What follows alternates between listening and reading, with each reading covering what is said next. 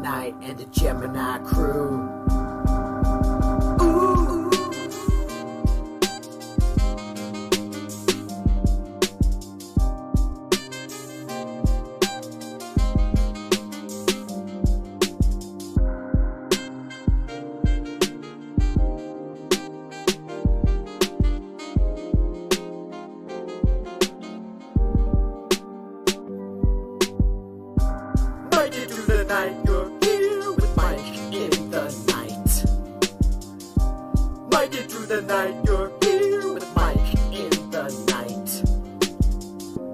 Let's just talk about the world. Give this page another turn, 'cause you're here with us tonight.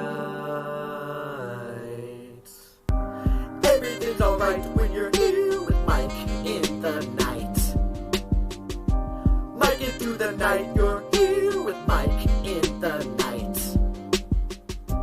Giving the world light when you're here with Mike in the night. Mike it through the night, you're here with Mike in the night. Sometimes things are just absurd, so let's just talk about the world, 'cause you're here with us tonight. Mike it through the night, you're here with Mike in the night. Mike it through the night, you're here with Mike in the night. Let's talk about the world. Give this page another curl. Give this page another curl. Here with us tonight. Shoutouts to Gemini crew for making that. Shoutouts to Gemini crew for making me that introduction. Good friend of mine. And lots to cover tonight on Mike in the Night. Tonight we're going to be covering your predictions. So if you guys want to call in, add me on Skype, Mike Martins 1980. Guys, don't bother messaging me on Skype during the week. I turn it right off. So I turn on my Skype and I end up getting 93 unread messages. So guys, message me through the week to let me know if you want to come on the show. Then I come here and I can see recent chats. And if you want to come on the show and give us your insight on what's happening. Tonight, what do you want to predict? What do you want to tell us? Is it banking? Is it housing? Is it food prices? Is it fuel costs? What is it? We got Andrew Miller already in the comments rolling in. Hi from Australia. Ital style for life. Woo! Oh man, I forgot to get Ricky up here. Guys, I am so sorry. I forgot to get old Rick up here. That is very shameful of me. I hope Ric Flair isn't watching this right now because he'd be very upset. So let's get old Ric Flair. Woo! But I like the Shut Up Fat Boy too. I kind of like that one. You know, that's a really nice one. So that's my message to the boys at Antifa. Oh, let's get some volume on this one. You keep your mouth shut, fat boy. Oh yeah, it's boys at Antifa. All right, who else we got here? We can't do this show without the woo. I mean, they're taking these videos down, man. It's like you always have to find a different one every time, even though it's in your history that you searched it. YouTube's getting really weird, and I told you guys, my subscriber count is through the roof, highest in ever, and not only that, I'm getting less views, even though my subscriber count is through the roof. But my minutes watched are in the millions. Doesn't make any sense. Is YouTube making any sense at all? Okay, we got VK. Hi from Windsor, Ontario. We got Valerie. Hi, Mike. The market has been predicting a crash for over 7 years. Yes, but people are gonna call and give us our 5 minutes. What's happening? What do you think is gonna happen with what does the bank have up its sleeves to keep this Ponzi scheme going? What do you think they're gonna do to keep this crap going? Housing predictions, food prices. Are we gonna break at some point when it comes to food prices? Are we gonna start? Your predictions. Yeah, okay. Food prices are going up. We know this. But is food prices, is it going to cause people to start planting and gardening again? What do you see with that? Fuel costs. Are people going to start going electric? What is happening? We are living in very interesting times, my friends. Very interesting times. Mysterious times, too. Very mysterious times. So, guys, don't forget to 9,000 subs. Just surpassed 9,000 subs. Hip, hip, hooray. And let's throw a woo in there from good old Ric Flair. Woo! Thank you, bud. So, 9,000 subs. Thank you, guys. I couldn't do this without you. Dom Dada says, Bank of Canada has been doing a good job controlling money supply. I think after the election, interest rates may begin to rise. All right. Connecting with everybody from the Commonwealth, from Auckland, New Zealand, across to Sydney, up to Melbourne, west to Perth, northwest to London, north to Ireland, Dublin, off to Edinburgh, and west across the Atlantic to Toronto, across to Vancouver, down to Los Angeles, California, across to Miami, and up to New York. It is Trends in the Housing Market, and we are covering every English-speaking country.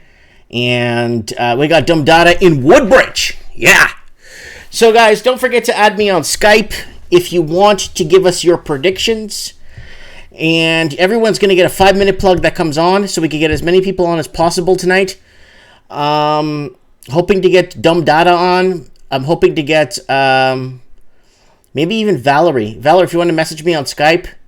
VK from Windsor, Ontario, go ahead and add me on Skype. Etal Style for Life, add me on Skype. AZ in the house. Is that Arizona, guys? Is that Arizona? Yeah, everybody add me on Skype right now. Mike Martin's 1980. Already got a lineup of 4 or 5 people. We need predictions. Whether it's banking. So, guys, don't be vague about it. Banking, yes. But what do you think the government's going to do with banking? Housing. What do you think are going to people resorting to? Tent cities or people that are couch surfing? What's going to start happening? Food prices. We know food prices are going up. But do you see more people gardening? Do you see more people? I want good predictions. Fuel costs. Yes, I know fuel's going up. But what are we going to do to counter that? Humans always find a way to counter. Humans always find a way to counter anything that gets in their way. You know what I'm saying? And we got a few people already on Skype signing on, messaging me. Predictions are important, so guys, don't forget to subscribe to my channel. And if you guys want to support my transmission, it's very simple. Go in and share one of my videos. I don't care which one. Just share it.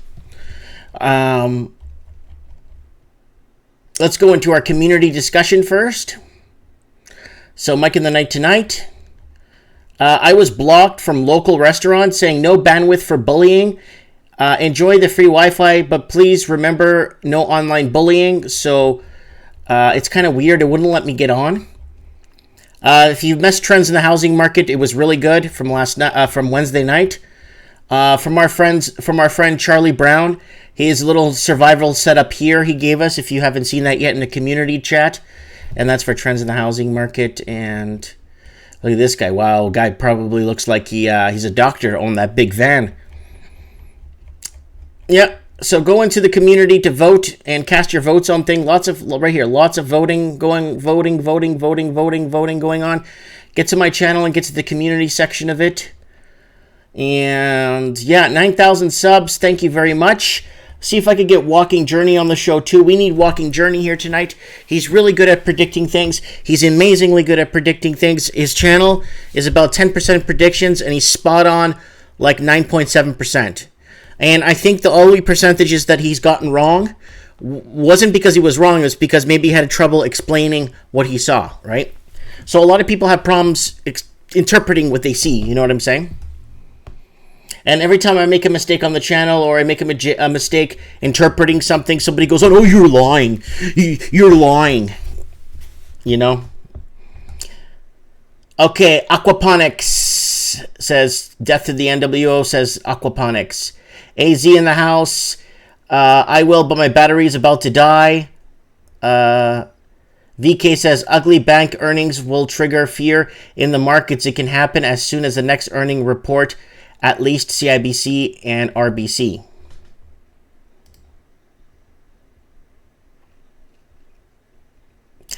I want to tell you guys something that a lot of people don't know. And I actually looked into this myself, took my time, did some research, and Do you know the wealth gap right now in the West, in the United States, Canada, all English-speaking countries, all the Commonwealth? You want to hear something very weird? The last time that there's been this huge wealth gap, okay, between rich and poor, like that we have right now, was during the 1930s. That's what triggered around the 1930s Great Depression. The last time we had this huge gap between rich and poor was in the 1930s, as wide as we have it right now. The 60s wasn't too bad. The 50s were amazing. The 60s weren't that bad. What pulled us out of the Depression? Oh, Walking Journey, get on your Skype right now. We're doing 5-minute predictions. I need you on the show for 5 minutes. Everybody's coming on for 5 minutes to tell us their predictions. Whether you want to talk if Trump's getting reelected, if you want to talk about what's happening. Walking Journey, I need you on the show for 5-minute predictions, please.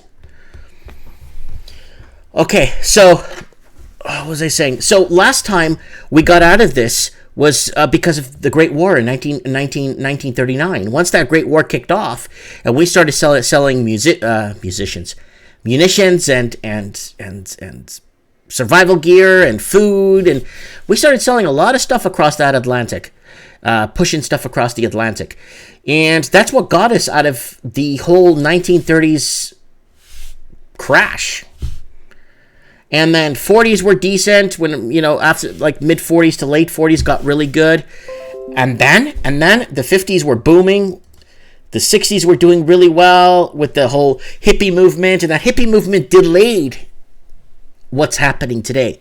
If the hippie movement didn't happen in the 60s, this fiasco we're living in right now would have happened in the 80s. But the hippie movement pushed things further. And then you had the whole Reagan administration come in. And that was a huge problem because he believed in liberty. And then all the other presidents came, brought it down. You know what I'm saying? And yeah, it's really, really, really, really interesting.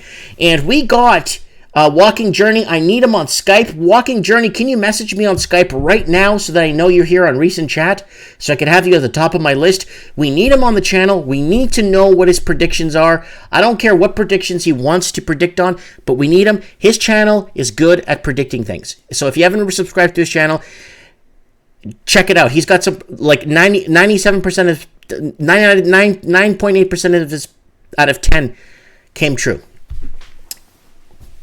To the T. So we got Moby on, and we got Moby here. We got my man Mono in Albany. We got Charlie Brown. We got a couple of people already lined up that want to come on the show.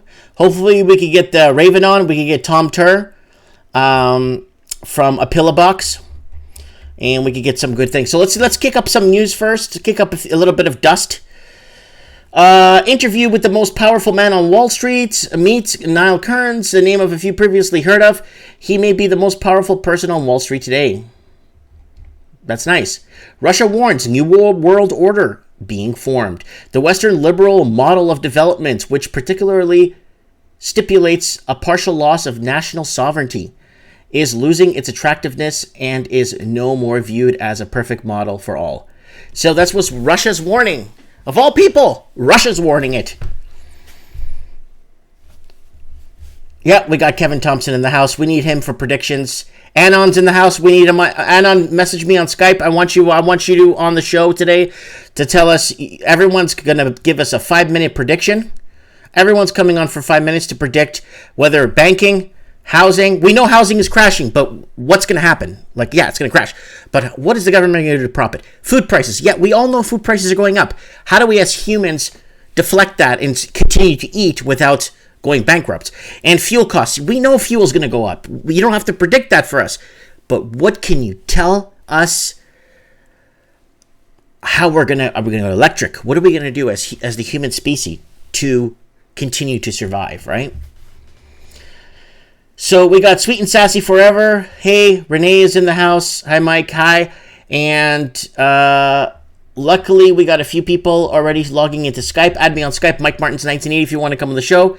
Now, the story of the week, the story of the month, the story of the quarter. Assange arrested, a warning from history. But to hell with that. Let the thugs go in. So That's a big, big problem. Julian Assange was taken away, dragged away while he was screaming. And that's really, really, really powerful messages he's been throwing out there. And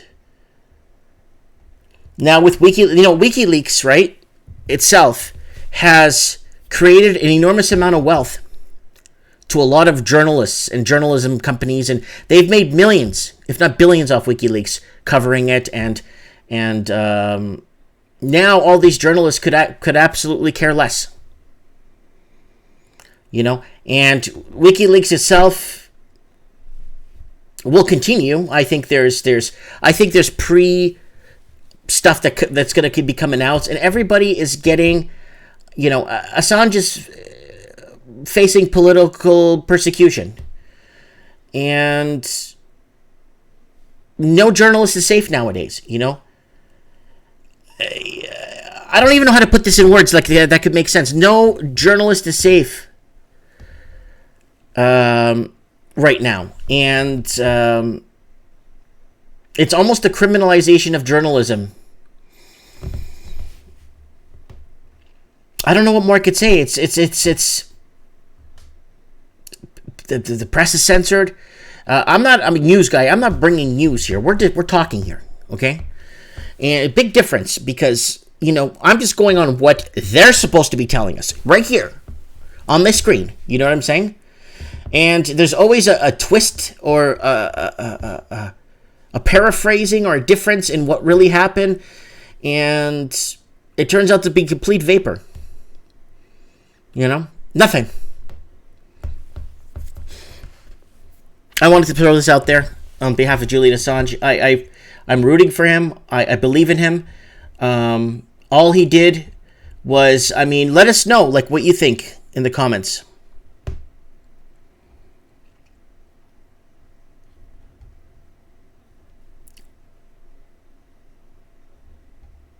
Okay. Google's Wing launches commercial drone delivery service in Australia.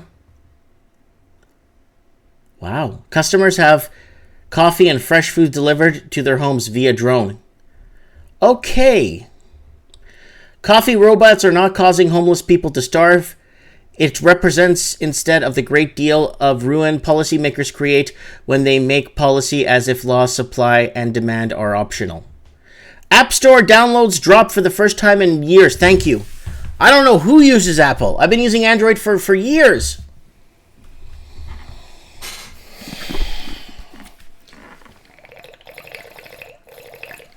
And my nice lemon water. I'm very disappointed that Donald Trump didn't come. Donald Trump used WikiLeaks to get him to where he was. And okay, Republic. Omar virtue signals with no ban act except Obama's travel ban were 16 times that of Trump. The Democrats prepare to introduce a no ban act legislation to end what they say is President Trump's racist Muslim ban. They should take a moment to read the new Government Accountability Office reports issued on Thursday. Oh, these Democrats never read anything. Oh, I got El Porno from New Zealand, $20. Okay, guys, thanks for the super chats. I really appreciate it. I don't know if I get it, though. So, I've gotten super chats before, but I don't know if I ever get the money. So, El Porno, thank you very much for the super chat from New Zealand. Anon saying he'll be sent to Guantanamo. Hillary Clinton will be Hilldog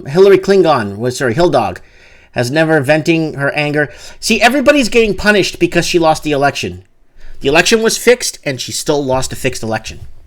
Then they recounted the votes, and she lost again. All right. So the Democrats never read these bills when they're signed. So this is 16 times worse than what Trump's ban. Obama's travel ban 16 times worse than Trump's. So these people don't read. They don't. I think they know how to read, but I don't think they know what they're reading. That's the question. I know you speak English, but do you understand English? That's the difference, right? Sorry, I don't speak English. Okay, Ecuador hacked after Julian Assange arrested. Looks like at least one Ecuadorian government subdomain has been hijacked. But you guys know what happened. The Ecuadorian embassy got a gift of like, I don't know, $4 million. I don't even remember what it was. Real Kevin Thompson says doesn't watch the news. That's right, you're watching Mike in the Night. China's Russia spread disorder and corruption in Latin America. So that's what they're saying. A war has broken out in the VIX complex. In recent weeks, retail investors have become convinced that a market crash is imminent, while institutional investors have rarely been more complacent. Who will be right? Tom Lee's Bitcoin mystery index hits highest value since 2016 in possible bull signal. So if you want to talk about Bitcoin in your 5-minute rant with me, let me know where Bitcoin's going. You guys got 5 minutes to come on.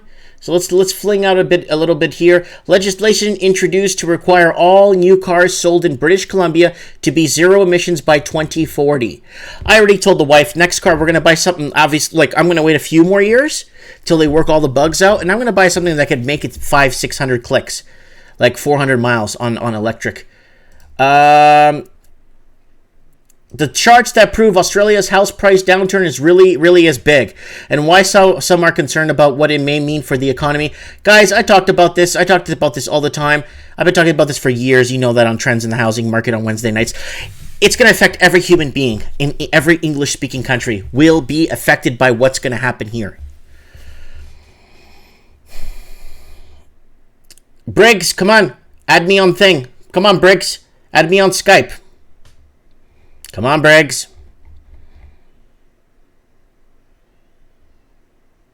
Don't Guy Electric Mike, trust me on that. Okay, Walking Journey, you still haven't messaged me here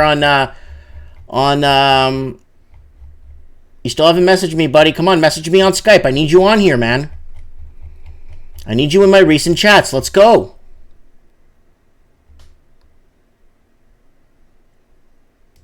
Oh, I got someone that would like to add me on Skype.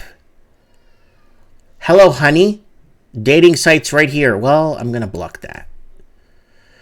That's not what I was hoping for. It turned off my Skype. You loser. Stupid viruses. Okay, man, we're going to get Moby on first.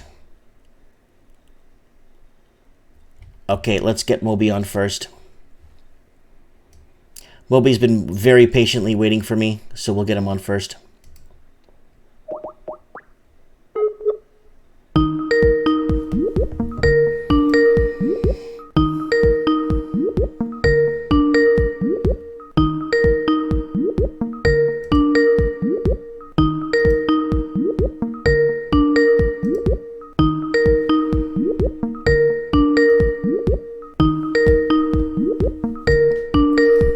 Nobody home. We'll move on to Charlie Brown and see if he's on. Oh, we're getting people coming on. Good. I need predictions from everybody tonight. Oh, I got so many people trying to add me on Skype now. Let's get in touch with Pete. See if he's awake.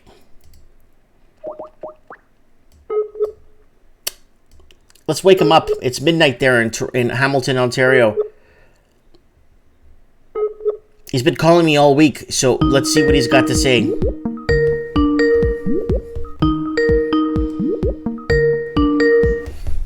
Hey, Mike. Hey, Petey. Hey, how's it going? Are you sleeping? Going to be in a bit, yeah. Oh, come on, dude. Are you doing Mike in the Night? Oh, I'm live. You're live right now, and I want to have you on the show first because I missed your call through the week. I was absolutely slammed at the shop, and I'm going to give you 5 minutes for predictions. You got 5 minutes. Tonight's our prediction show. So, Pete from Hamilton, Ontario, tell us. You could predict whatever you want for 5 minutes. Banking, housing, food prices, fuel costs, whatever you want to. Elections. Go ahead. It's all you, Pete. I'm flattered, man. I'm flattered that you'd call me. Where do I start? Well, predictions. It's tough to say. I think I'm bearish on the housing market. I think things are going to be going down just because of the household debt. So, and I'm seeing that in Toronto, bad. My girlfriend's a real estate agent, Dana Eddy, and her and her team are seeing the effects and feeling the effects. And here in Hamilton is pretty steady, but I mean everyone's in debt over their heads. So housing, I'm bearish. What about banking? Do you see banking raising interest rates? Do you see banking collapsing? Do you see banking holding steady in the next couple of quarters? My guess is This is your prediction, right? Bank of Canada is going to raise the key interest rate a lot in the next 2 years. And then from there, we're going to see higher interest rates. That only makes sense to me. I think maybe it's because I listen to too much Peter Schiff. Everything, and then there's everything that happened in the States. It's exactly what's happening here. We're just a little bit behind. Peter Schiff explains it well. He's got a great podcast. Yeah, Peter's a good guy. We should get him on the show sometime. He's amazing. Yeah, and if you just see the correlation between the two, you see it's exactly the same. So what do you see? Food. Where's food going? Well, inflation, So cost of living, everything's going up. Do you see wages going up to match? No. No. Wages aren't going up. The dollar's going to drop. Inflation's going to keep going higher. Do you see Canada doubling down on the carbon tax and raising costs or raising taxes on it? I'm not sure, but I want to start doing. You had mentioned something videos a few weeks ago talking about those city taxes. I actually want to talk to my friend Matt Green. He's running for the NDP in my area here. And I wanted to get his input on today. But he had a rally this morning, and there was just a lot of people. I couldn't really get to him. But I for some reason, this city tax that you've been talking about, I have a feeling they're going to do something like that. They have to. How are they going to subsidize the cities without any revenue coming in anymore? Yeah, exactly. And the best thing they came up with, Rob Ford, I don't know if you heard his plan. They just got released yesterday, 2 days ago. And the best ideas they came up with just is alcohol and drugs. They're increasing all the stuff they've done trying to do with alcohol. Yeah, they're reaching now. They're reaching, and I think that idea that you had said, I think that's probably going to happen. What's the best thing? Again, I got to look into that. I don't know. What do you expect? What would you like to see human beings to do to deflect this and keep progressing? Like, what do we do to progress? Like, what's the best thing we could do to progress? It's hard to save. It's hard to get anywhere nowadays. It's hard to travel nowadays.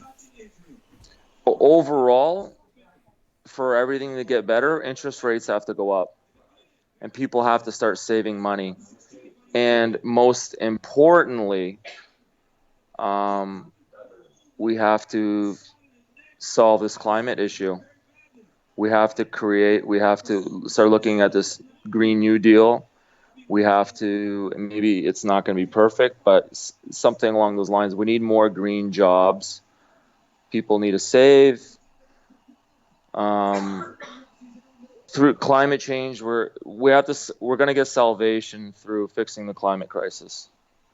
Economy, everything. Well, socially, everything. If it makes you feel any better, I did read one that says legislation introduced to require all new cars sold in British Columbia to be zero emissions by 2040. We're going to have to move a lot faster than that. Like I said, I don't know anybody smarter than Noam Chomsky. So if this guy's warning us about this stuff, then I'm going to listen to him. And they're saying we have to make moves in the next 12 to 15 years, big moves, or else you're talking about the end of the human species. So, like I said, I have, you know what, We need more green jobs. I think that's going to help a lot of people. It's So going to give people a purpose. Look, people don't need money and all that. They need jobs they're happy with. Mm-hmm. That's That's what true. we need. I'm going to agree with that. fulfilling You're happy jobs. at work. You're happy at home. You're happy with Yeah. everything else, right? Yeah, exactly. I love the idea of the Green New Deal. And Joe Rogan made this comment. Exactly what I just said. Joe Rogan had said it in his podcast a couple days ago. And I agree with it. People need fulfilling jobs. Mm-hmm. And that's a lot more better than, say, something like universal basic income. Mm-hmm. Okay. So, yeah, anyways, that's 5 minutes. How's that? Yeah, buddy. Thanks for your predictions. I really appreciate that, Petey. Pete Staff No. from Hamilton, Ontario. We'll get you on the show live in an earlier time when you're not in your pajamas. Thank you so much, and I'm honored for you to ask me and put me on the show. I'm honored. I'm Buddy, a big, you're my big first fan. caller. I missed your call. No, I'm a big, big fan. Appreciate it. I listen to you every day. So Thanks, brother. I'll come up, and we got to have that religion debate soon. We will I'm not have ready a for religious that yet. debate. Okay, thanks, All brother. right. Thanks, Mike. Okay, bye. Bye. That's Peter from Hamilton, Ontario.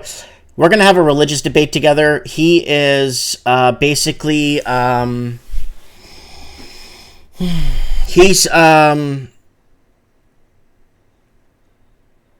I guess he's an atheist. He doesn't believe in any religion from when I spoke to him. I obviously believe in religion. I'm a Portuguese. I mean, we're all Roman Catholic. Guys, recommending a movie, Silence. I recommend this. I've recommended this many times on the show before. So, the movie's called Silence, but it's a Scorsese's film. Oh, we got somebody calling. We got an unknown caller. Oh, they hung up. Okay, we got an anonymous. Oh, it's from Victoria, Australia. Oh, it's MasterCard. Okay, let's see what MasterCard has to say. Oh, he's got his Do Not Disturb on. Hello? Oh, it's MasterCard. How you going? Okay, let's see what... Oh, lower your volume there. I could hear myself talking back. You there, boss? Hello? Oh, it's MasterCard. How you going? Okay, let's see what... Oh, lower your... Hello? Yeah, you there, buddy?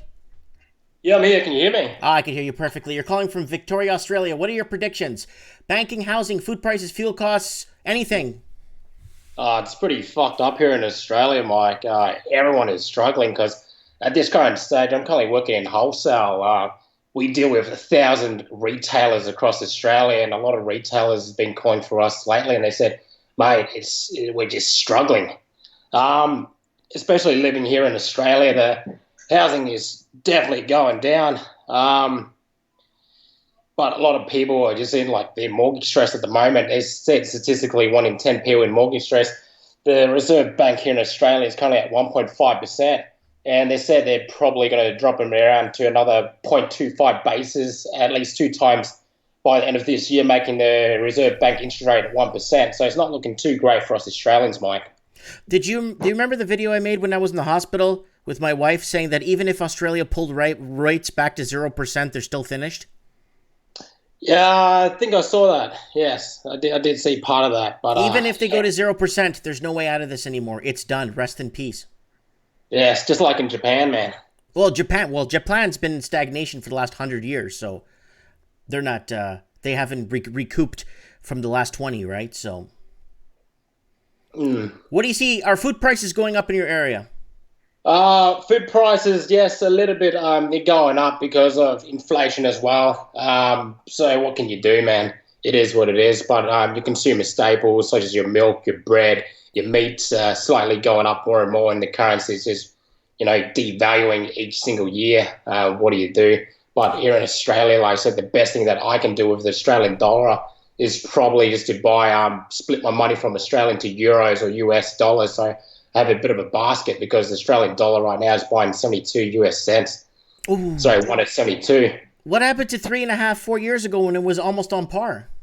Nah, that's it's not anymore. That's part of the mining sector here in Australia. In Perth. In Perth. The economy is going great, but ever since the Perth mining went bust, everyone in Perth just decided to move out. And now house prices in Perth are just lower than ever, and it's just not going up anymore. Interesting. Someone's asking a question. Do you see someone's asking you a question here on Skype?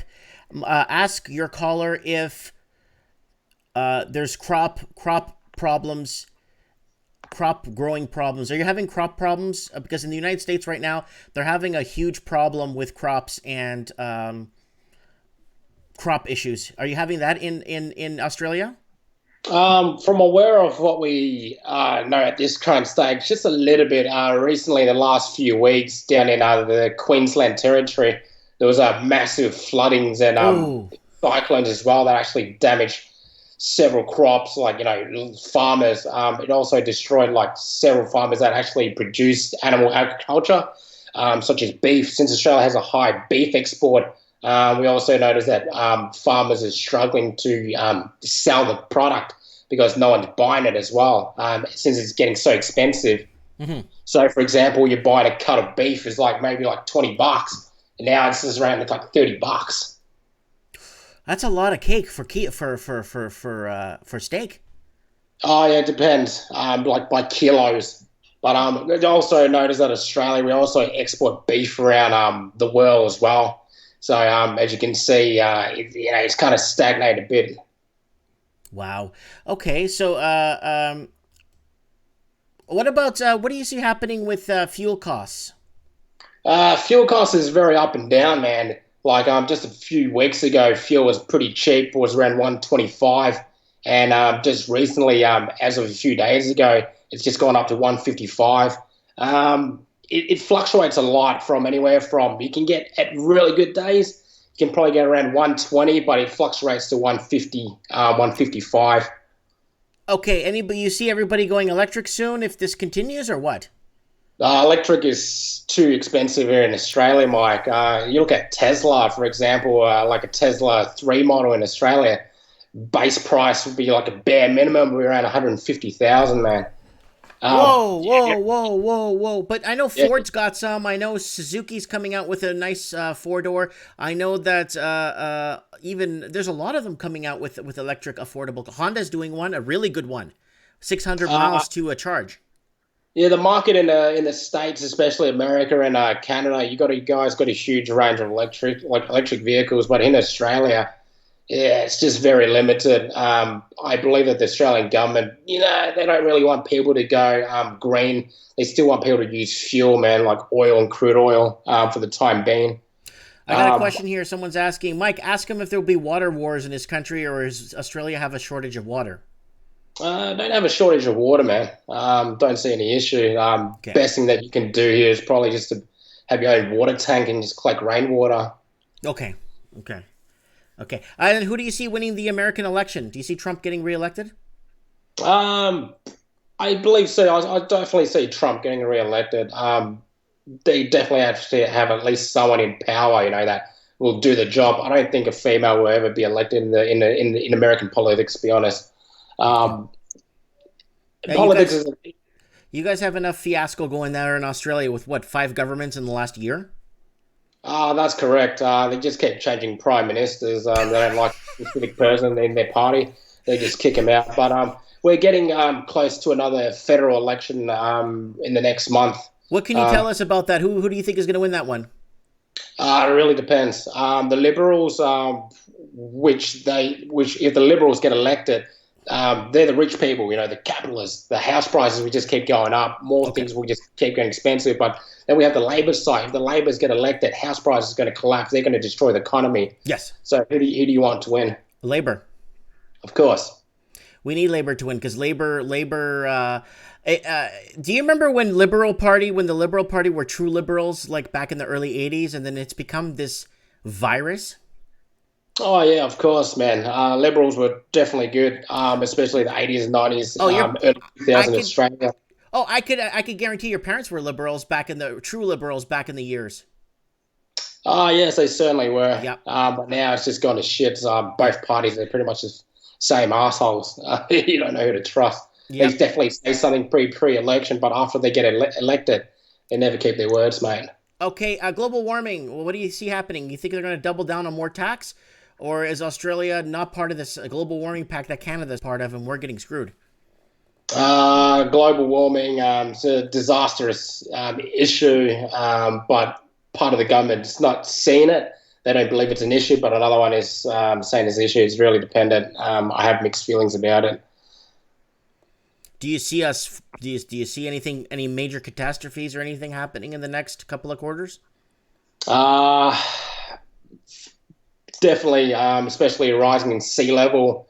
The Earth is getting hotter by the year, but like small increments. There are many things happening, but before like someone realizes, oh, hey, let's fix something, it'd be too late. Interesting. Okay. Well, that's a good one. I will have you on trends in the housing market, Ricky. Just keep me on the pulse, and if you can, come on trends in the housing market and give us an update on some of the housing crisis there on Wednesday night, my Wednesday night, which is your Thursday afternoon, if you can. Cool, no worries. We'll keep in touch, man. Thanks, brother. Take it easy. Take care. Bye. So we got predictions from our man Ricky Ricardo from Australia. Okay, we got the next caller. We have to call in.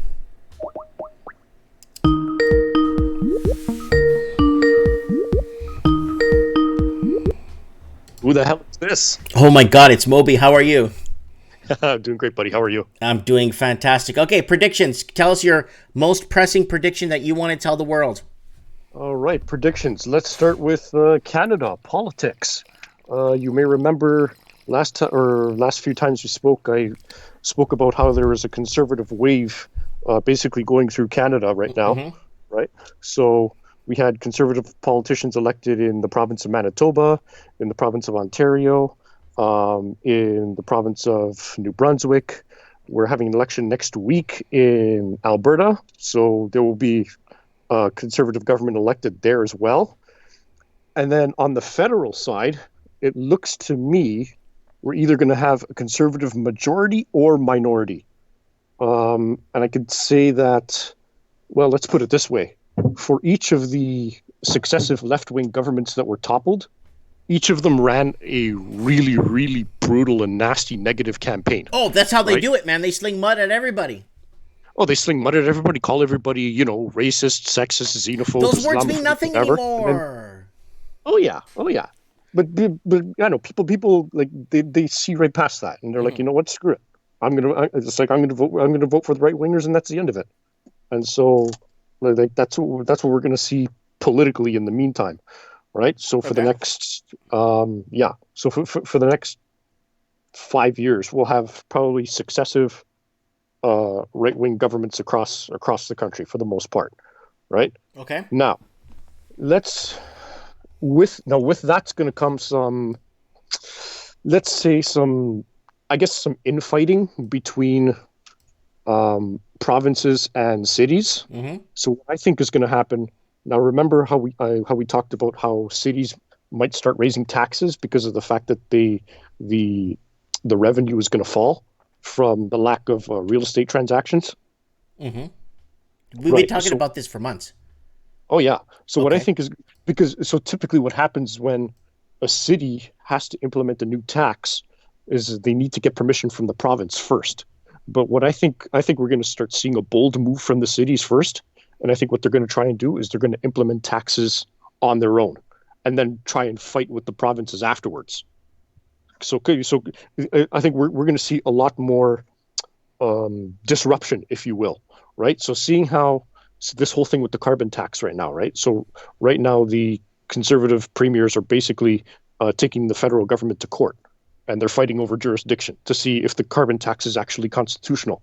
We're going to start seeing something similar between the cities and the provinces, so they can implement all those new taxes that that all the revenue they're missing out from these real estate transactions. Well, they're not getting the stamp duty tax or whatever or buyer's tax or whatever, the GST on it. They're not getting half of these properties that are foreign invested aren't even paying property tax on them anymore. Absolutely. It's a huge problem. So they're not getting those revenues anymore. They're not getting the subsidies anymore. So So I mean, like for the most part, if I look at the municipal politicians that are elected, a lot of them are liberals, right? And they don't want to give up that, I guess, that lifestyle, if you will, they don't want to give up the revenue that they had from the high times of real estate. So they're going to look for other ways to, make up that revenue. Because anyway. A lot of these provinces came out in a positive cash flow, but the problem is it was all propped on a phony housing bubble. Right, but then on top of that, with the left-wing governments that we had, they kept spending and spending and spending and spending like crazy, and they left these conservative governments with massive deficits. Right, so now the conservative governments are going to cut back, and then the municipalities are going to try and raise that revenue another way, which brings me to another point. Let's look at real estate. I think you're going to start seeing more and more cancellations with respect to certain projects, depending on Moby. Somebody accused me of lying when I made that story about the guy that put 150,000 down in North Wembley or Wemble. I don't know where that is in Northern Ontario or north of Toronto, and he walked away, and now they're suing him. People thinking I'm making this up. Nope, that's a real story. In fact, that actually happens quite more often than you think. There's another story like that where a cab driver, he was like, I think 27 or 28 years old. He had like 45 grand saved up. He put a down payment on a pre-construction. I think it was a house or a townhouse. Yeah, pre-construction townhouse. And he decided to walk away, and then he got sued by the developer, and the developer won. And now he has to pay something like 95,000 plus in damages. Yeah, so I know. So so on the whole real estate side, you're going to see more cancellations. You're going to see people trying to sell or people trying to flip as soon as they take possession. Mm-hmm. Now, whether or not that's going to be allowed in law going forward, that's going to be up to the Ford government. But we'll see how that goes. Let me see what else. I'm just trying to think of other predictions here. Prices. Okay, so remember how I spoke about the whole carbon tax fight? God, this carbon tax thing is a nightmare. Last year I paid $1,400 in carbon tax when I calculated all my bills. Okay, you see, at least here's the thing about the NDP, which I not that I like them, but I respect them for, which is the fact that at least when they say they put in the carbon tax, they'll tell you how much you're paying. The problem with the Liberals is they'll put in the carbon tax, but they don't want you to know how much you're paying. And that's I actually promote that. I actually make stories about that. So oh yeah, so it's like they're trying to talk out of both sides of their mouth, right? Mm-hmm. So it's like you have to pay this carbon tax. Oh, but I'm not going to tell you how much you're paying. It's like, what? Excuse me? But whatever. Anyway, what was I going to say? Okay, yeah. So that's going to lead to food prices. You're going to see food prices on two fronts. They're going to go up for sure, right? But it's going to be A, because of the carbon tax, and then B, because of the retaliatory tariffs that the federal government is putting with respect to the Trump tariffs, mm-hmm. right? Exactly. So, but that's going on Canadians, not Americans. That's the problem. But a lot of people don't see it that way. They keep blaming. They keep calling a Trump a bully, but they're not seeing it that it's actually the Canadian government that's doing it to us. Yes, exactly. I mean, the Trudeau government, the way they implemented it was what basically a dollar for dollar value, right, of mm-hmm. whatever the Trump tariffs were, right, on steel and aluminum. Mm-hmm. So they basically anything that crosses into Canada that goes into a grocery store is getting tariffed. Well, that's why your food prices are going to go up. Yeah, right? It's not because of Trump. It's because of our Canadian government. Yep, absolutely. People don't know that. Yeah, and I know it's a shame that people don't see it that way. But when you live in a world now where you have customized news and customized social media feeds, you only get the information you want to see, right? So, unfortunately, I think we're going to see a more and more polarized. Political landscape. Let's put it that way. Yeah, that's a good way to put it. So what do you see with fuel costs? I mean, is it provincial or federal? What's going on with these hiking fuel costs? Yes, the carbon tax, but Fuel costs. Yeah. I mean, is this the way for them to prop the carbon tax, to prop the price of fuel? Look, the issue right now with the federal government is that they need money, Right. and they're gonna do everything they can to keep prices up.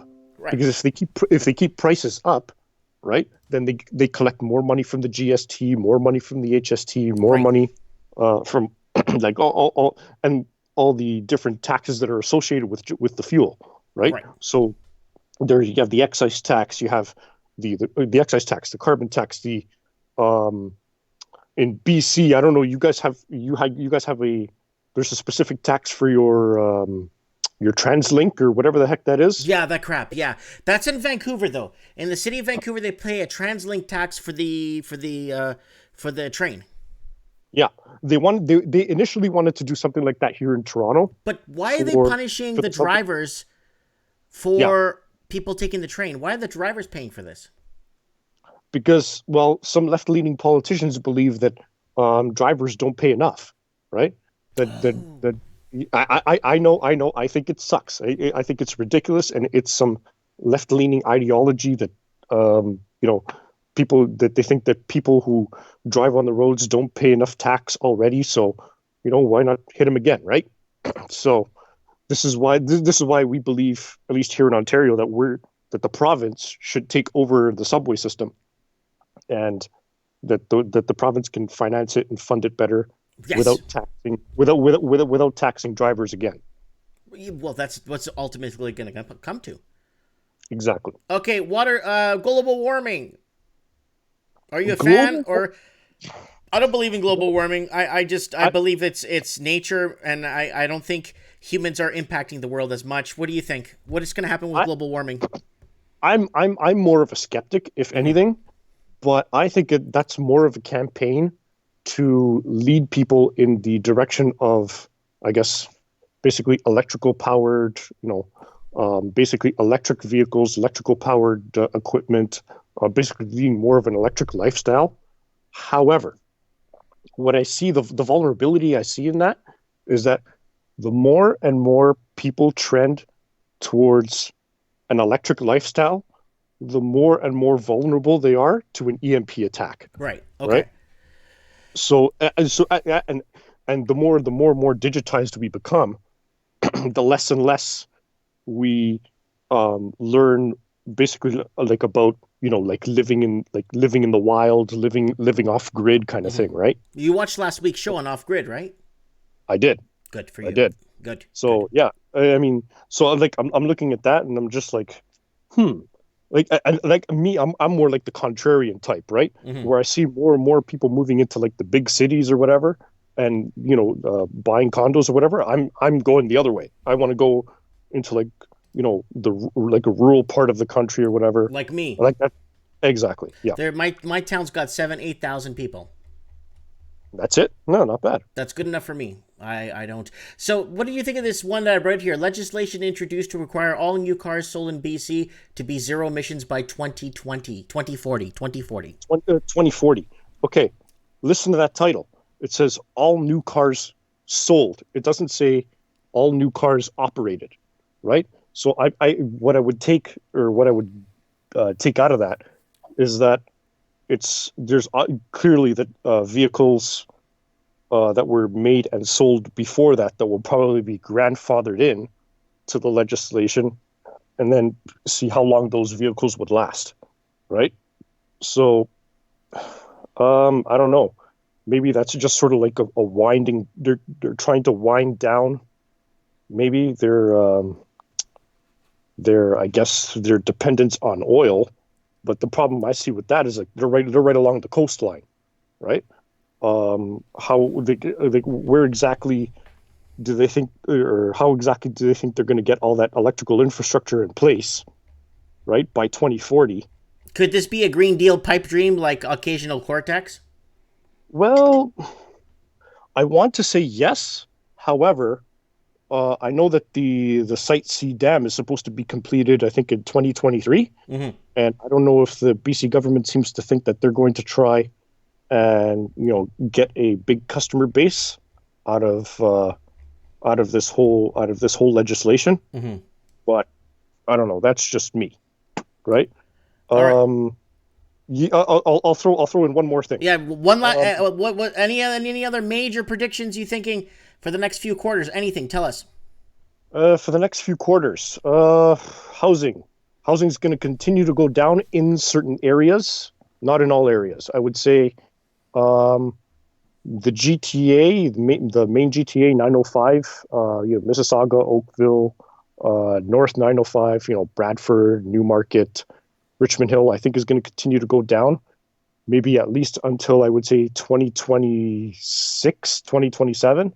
And I say that because the Ford government has announced a new subway plan, right?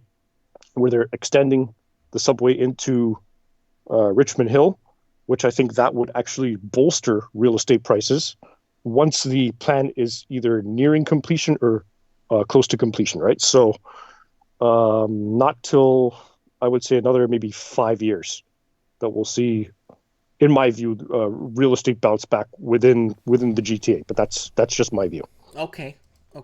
Well, Moby, thanks so much for being with us, and You're make sure we have you on our panel. Remind me to have you on our panel when the Canadian elections are up, so we could live stream it, and we could discuss what's going on live and counting the votes live here on the Mike Martin's channel.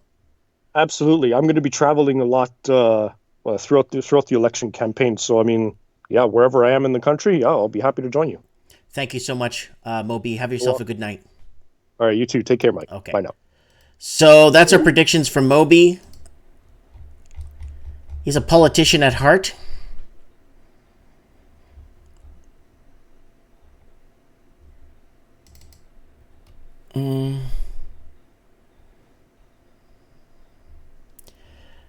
And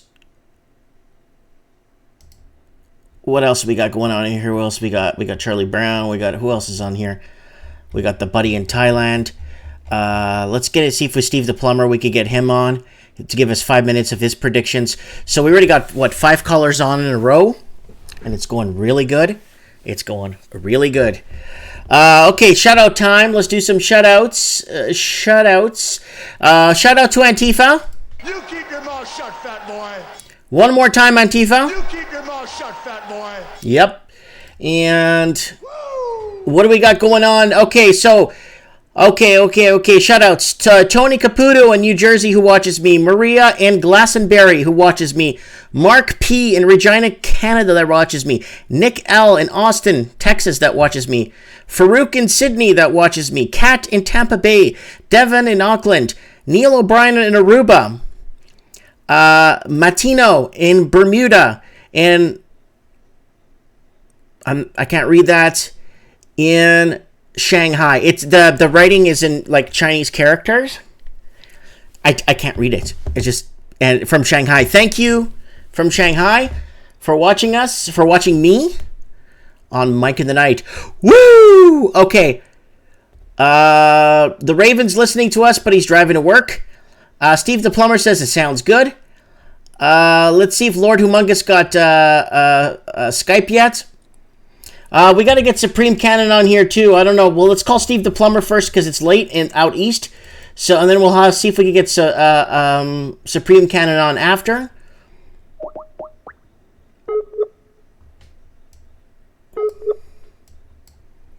Turn on your Skype, Steve.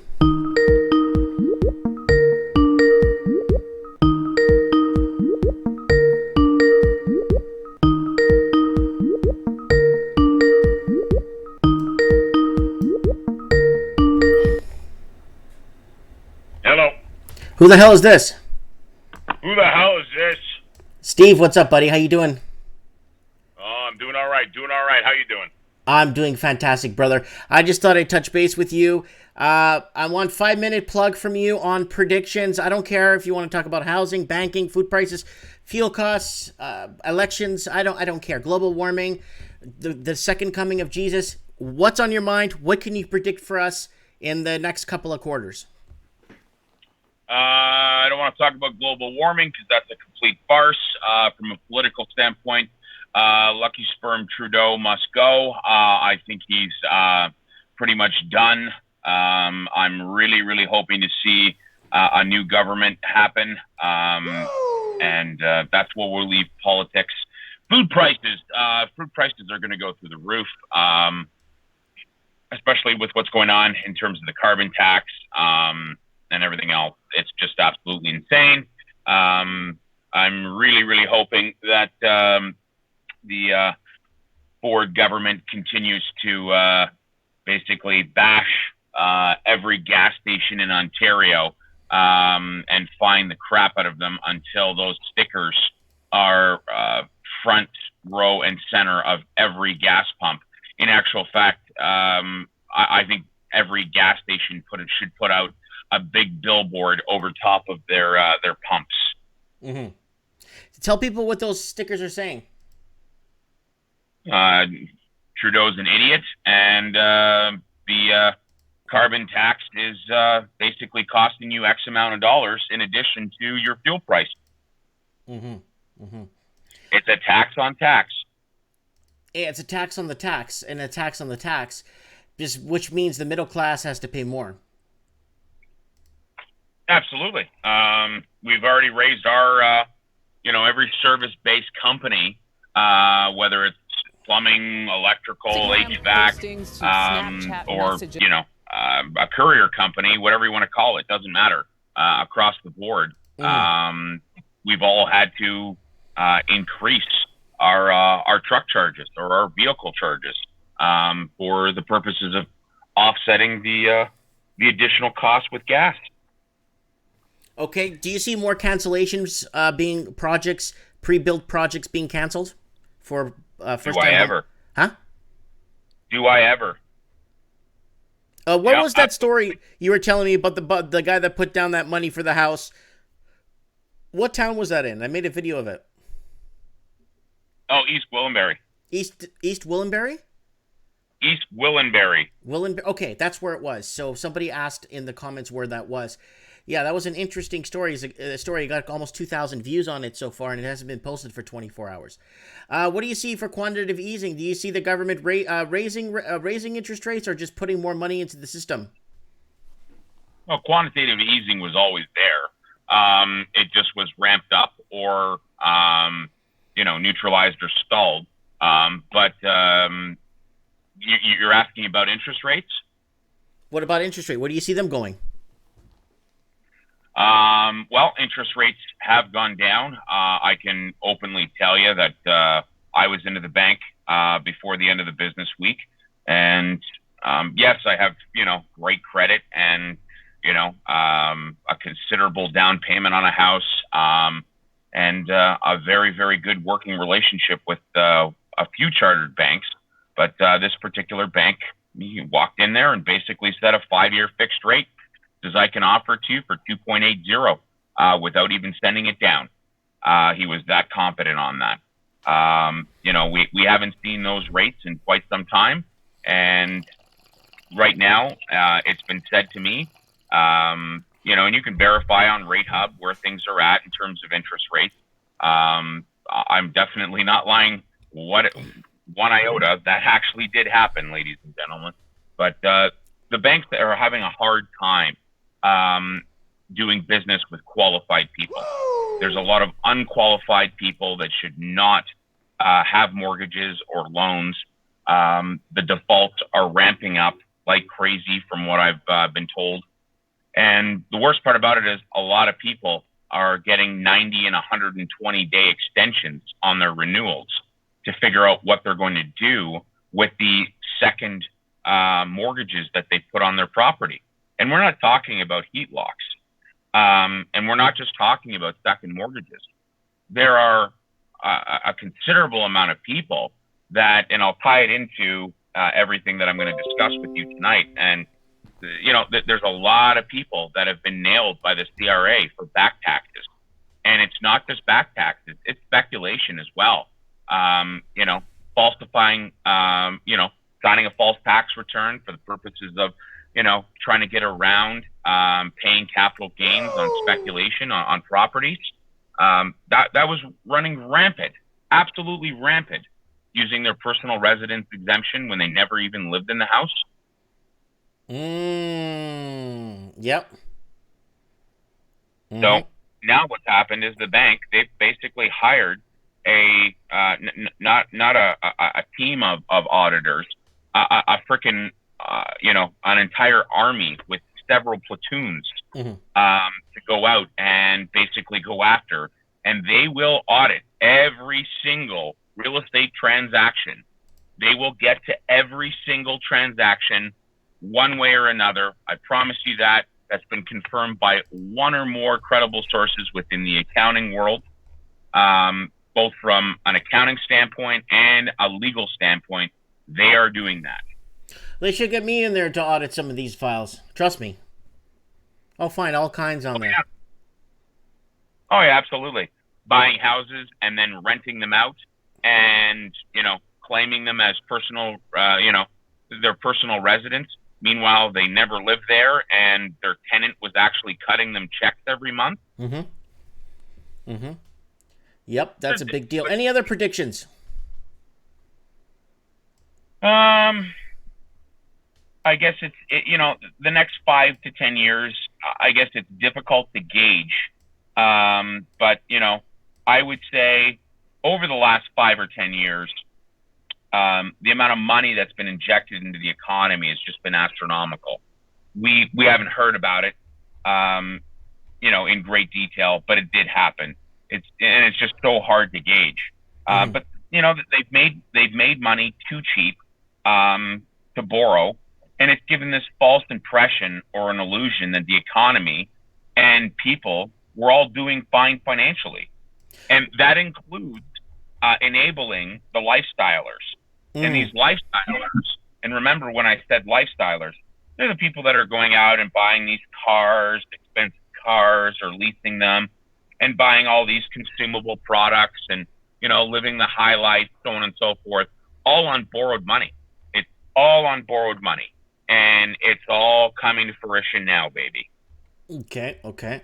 Any other predictions you want to add? Because tonight we're going to get as many callers in as possible to give us the predictions they need to tell or what's on their minds. Steve, what do you see happening? Let me throw this one at you. Banking you covered, housing you covered. Food prices are going to go up because the fuel cost is rising. But how are we going to deflect this as humans? How do we we can't eat plastic, and we can't eat. We are eating plastic in our rice, but what do you see? How do you see the human species deflecting this? Because, we're going to have to eat somehow. Well, there's going to be some write-downs, some write-offs. We're going to continue to see some mortgage foreclosures and power of sales. Auto loans are at a record all-time high for defaults. It's absolutely insane. I was just having a small conversation back and forth with Dom Data in the comment section, and he can confirm. I guess he's got a friend that owns a dealership in Richmond Hill, Ontario, and it's pretty bad. But with respect to, I guess, how we're going to eat, how we're going to buy houses, with respect to real estate being an asset class, it's very simple. With the banks running out of qualified customers, and this next generation up and coming, the 20 to 35 crowd that isn't already a homeowner, they're not going to be able to buy into the market simply due to the fact that they simply have no money, and banks aren't willing to lend to people that don't have any money, and furthermore, they're not going to lend to people that don't have a job to support the capacity to repay from a financial aspect of things. And in return, what's going to end up happening is you're going to have an abundance of sellers, and they merely need to have their expectations revised a considerable amount. They need to allow house prices to fall in order for prices to be in line with what people's wages and capacity to pay. I've said this multiple times on your show, but in terms of how people are going to eat, well, two things. I go back to the whole housing thing, because a house price, or a house in general, is the number one biggest thing that's holding back people and oppressing them, and ultimately suffocating them from actually, ceasing to exist. So wages either need to triple or house prices need to drop. And I got news for you, Mr. Martin. Mm-hmm. Wages aren't going to triple. House prices are going to drop. Right. It's either wages go up 70%, 80, 90%, or basic housing, basic living should go down in price, so affordability levels are there for all working classes, from a minimum wage right to the top of the heap. Absolutely, for sure. And house prices, I estimate, will drop to approximately 2012 levels. We're already in some cases 2014, 2015 levels. If you don't believe me, everybody should go get a House Sigma account, and you will see house prices have come down considerably, and we've ultimately lost 3 to 4 years so far, guaranteed worth of gains in more than one areas. And Moby, the last caller, indicated those areas, and it's 150% true. I don't care what Kevin Thompson has to say. But getting back to the whole, the CRA, they're basically, they're going to go back and they're going to audit, and there's no statute of limitations when you sign a false tax return.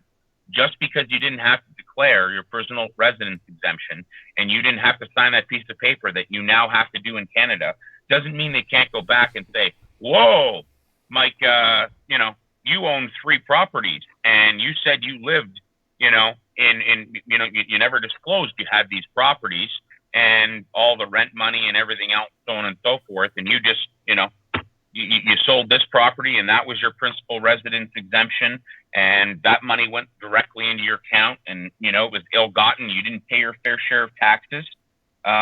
So that's what's ultimately going to happen. Well, that's how they got Al Capone, was on taxes. They couldn't get him on murder. They couldn't get him on perjury. They couldn't get him on bootlegging. They couldn't get him on murder. They got him on taxes. Absolutely. So it's the easiest thing to do. And now we're in a situation where I personally believe in the Greater Toronto area, we will have a speculation tax. Mm-hmm. I think it's coming, and it's being very, very effective in Vancouver. And anybody that wants to say, that foreign money, it's going to come over to Toronto again in droves, yada, yada, yada. Absolutely not. That foreign tax, that foreign buyer's tax won't be enough. They will put a speculation tax, an empty home tax, whatever they can, and that will also offset the decline in revenue for property taxes.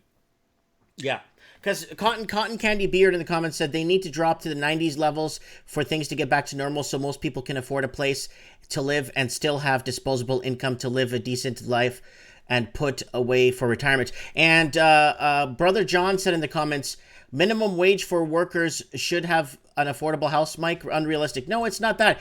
Even when I was a child, people working minimum wage, a family of 2 working minimum wage, still own their own house. Remember that, Steve? Sorry, you cut out there, Mike. What did you say? Back in the day when I was young, a lot of people didn't have the greatest house, but people working minimum wage, they still owned their own home back in the day, in the 80s. Yeah, absolutely. Yeah, all you have to do is have a job. In Canada, back in the early 80s, all you have to do is have a job and you have everything. Yeah, I couldn't agree with you more. Now you need 3 jobs just to cover your rent. Yeah, yeah, and then some. And it's just crazy, and it's actually quite funny. I look at the big picture, and everybody says, well, I'm okay. They haven't come after me now, so on and so forth.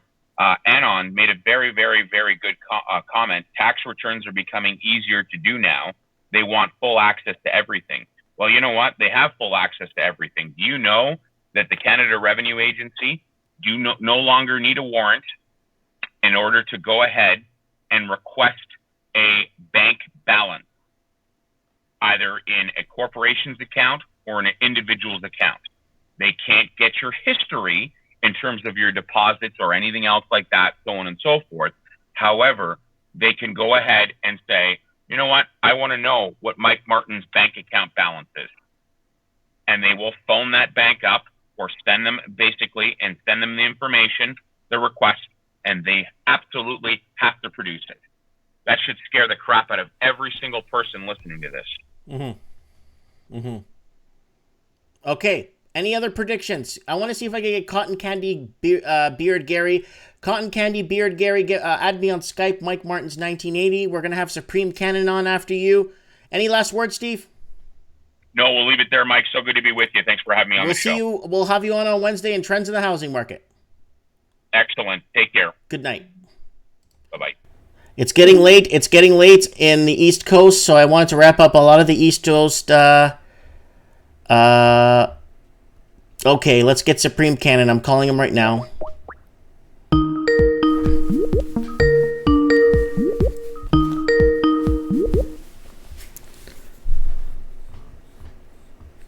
Who the hell is this?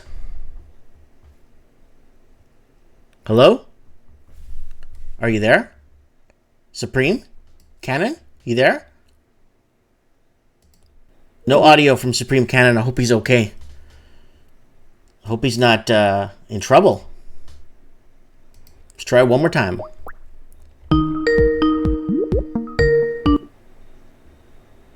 Supreme Canon, can you hear me?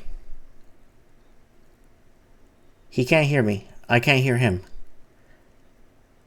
Oh, he's got to get his audio fixed there. Something's wrong with this. Probably on his phone. I'm not too sure. Not too sure. Yeah, Steve was right about a lot of the stuff. Steve is always right about a lot of the stuff. Something's wrong with Supreme Canon's phone. Not sure what is wrong. He could hear me, but I can't hear. We can't hear him on this side. Crypto Chris, we need you on the show. Give us a future insight on predictions where you see things happening in the next couple of quarters. Mark Andre Moses, please add me on Skype. Okay, this is Supreme Canon again. Hello? Supreme? Hello? No dice. He could hear me, but we cannot hear him. Something's wrong with his Skype. His audio is wrong, or something's wrong, but we cannot hear him.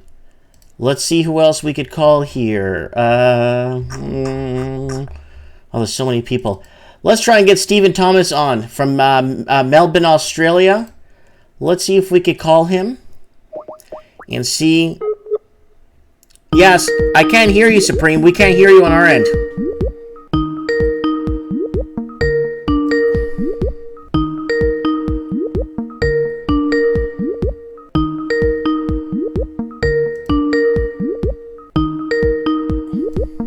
Come on, Stevie, where are you? The person whom you're trying to reach is currently in jail. Okay, he's not answering his phone. I want to borrow. Should we wake up the Lost Canuck? I know he's sleeping. No, I don't know. I don't want to wake him up. It's too late. Oh, here, there's Dumb Dada. Here he is. I see him in the comments. I'm calling him right now.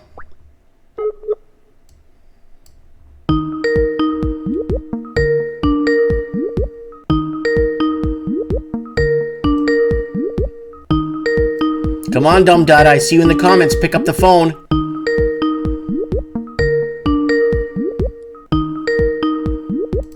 Man, no one's picking up their damn phones.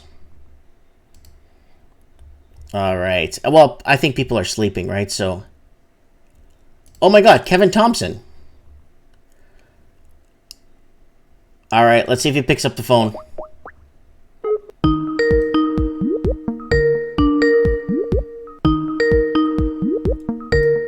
Come on, Kevin.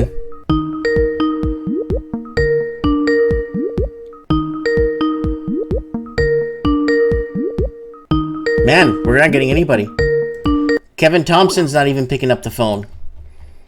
I guess it's Saturday night. Everyone's having fun, like Steve said in the comments section. Who else? There's lots of people on right now. Raven's in transit somewhere. Let's call Buddy in Thailand. Get some predictions off him.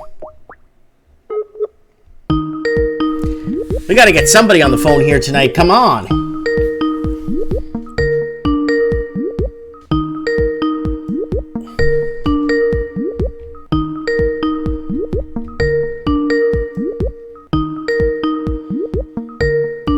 Man, we got nobody. Holy crap. Message me in Skype if you want to come on. No one's answering their phones. Okay, let's call Charlie Brown and see if he picks up. Hope he's not in jail again.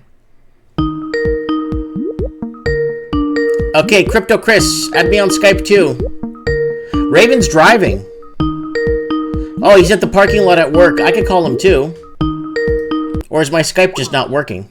Like, I'm going to get 1 million calls back, and everyone's going to be, hey, did you call me? Hey, did you call me? Hey, did you call me? And it's going to be like 1 million messages. Wow. Okay. The Raven said he's at his parking lot at work. Let's see if we can get him. Or let me see where he's at here. Gary Medeiros is sleeping.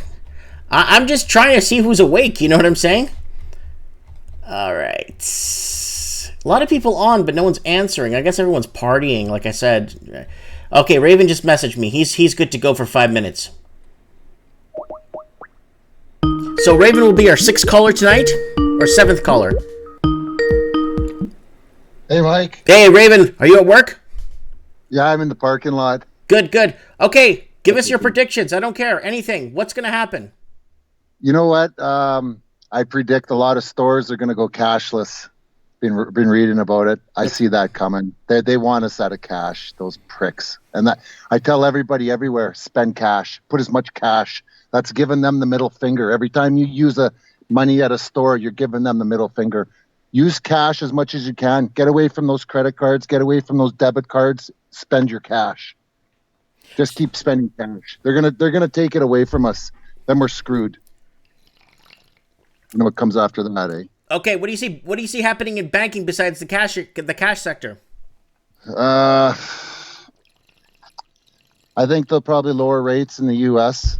Not 0.5%. They'll probably go 0.25%. I see them doing that. They're going to go QE4. They're going to print money. They're screwed. We're going into election year next year. Trump needs to get a sugar high like the tax cuts they gave. That's wearing off. They got to do something. They're going to print money. Houses are going to go up. Stocks are going to go up.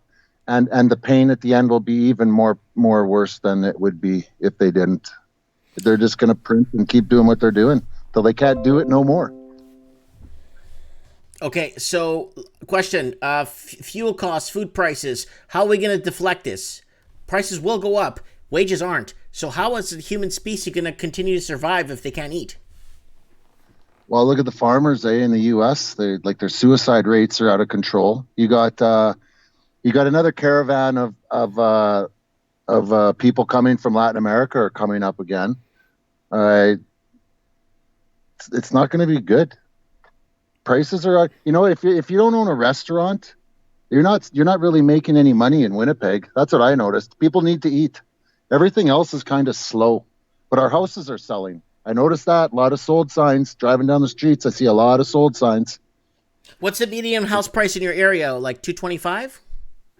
No, that's a little cheap. I'm in the average area. I'd say probably about 300, 275, 300. Around 300 would be average. There's a lot of, I drive around the perimeter. There's tons of $500,000, $600,000, $700,000 homes, and I'm like, who's buying these houses?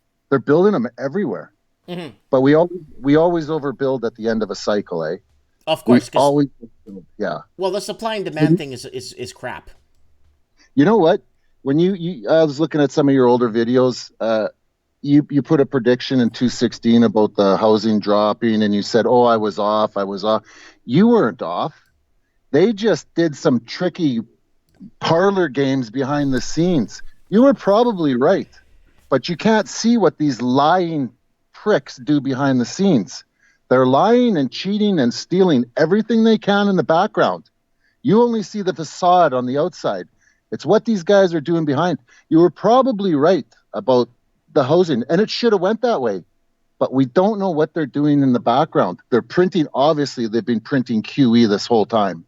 They've got to be printing at least $50 billion a month out the back door. Well, they're first time home buyer loans, 0% interest only mortgages. This stuff never existed before. So if you leave the economy and you leave the economy on autopilot, it should have gone the way I said, but it never did because, like you said, it's all the smoke and mirrors. Yeah. Yeah. Inevitability is certain, yet not always punctual, eh? Mm-hmm. That's, yeah, that's what I see. But what about jobs? What do you predict jobs in the next couple of quarters? we got, I think we got 70 people set to be laid off. They're just sitting on a retention board. Okay. It's kind of, we've slowed down. You can see it. It's coming from China. That's it. China's in a very, I know you probably don't want to hear that. China's in a very, very bad position. They're a paper tiger. They bullshit about everything. They steal our intellectual property. They lie about all their numbers. It's all just a paper tiger. They're bluffing the whole world that they're doing well. They're not. They got a big problem, and it's affecting us. Our trains are slowing down. So, yeah, China. I see problems coming from China. I always have. China or Europe will be who sets us off. It'll be China or Europe.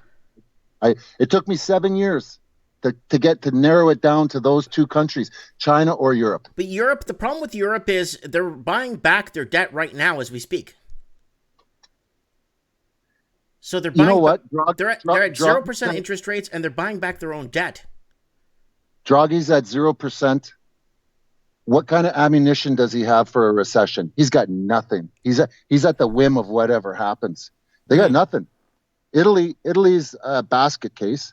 Germany, they tried to merge Deutsche Bank with Commerzbank. Oh, that's not happening. That's a nightmare. The Eurozone was failed from inception. What's his name? Martin Armstrong. He said he told them, and he's a guy on YouTube that I like to watch a lot. Is Martin Armstrong? That guy knows what he's talking about. Mm-hmm. But Europe's a basket case, and China's got huge problems. They got $2 trillion in reserves and a $50 trillion credit market. I think it comes from China or Europe. Everything else can be managed pretty much. I think Australia is out. Australia is finished. Australia right now, if they pull interest rates to zero, they're still done. Yeah, you're right about that, but they're not a big enough domino to start knocking everybody down. I think they're a big enough domino to send a ripple effect through the Commonwealth. You know what I think a good domino would be is corporate debt in the U.S. Yeah, but they always manage to go to war and bring it down. Well, they always manage to get into a war somewhere and to bring it down, because the wealth gap is the biggest it's been since the Great Depression. Right now, our wealth gap between poor and rich, the biggest it's ever been has been since the Great Depression. It's never been this big since then. Now we're back at those times again. And I know, and you know, that capitalism doesn't work because there is no wage growth to offset the inflation. You know what? I think capitalism could if you can separate politics from money.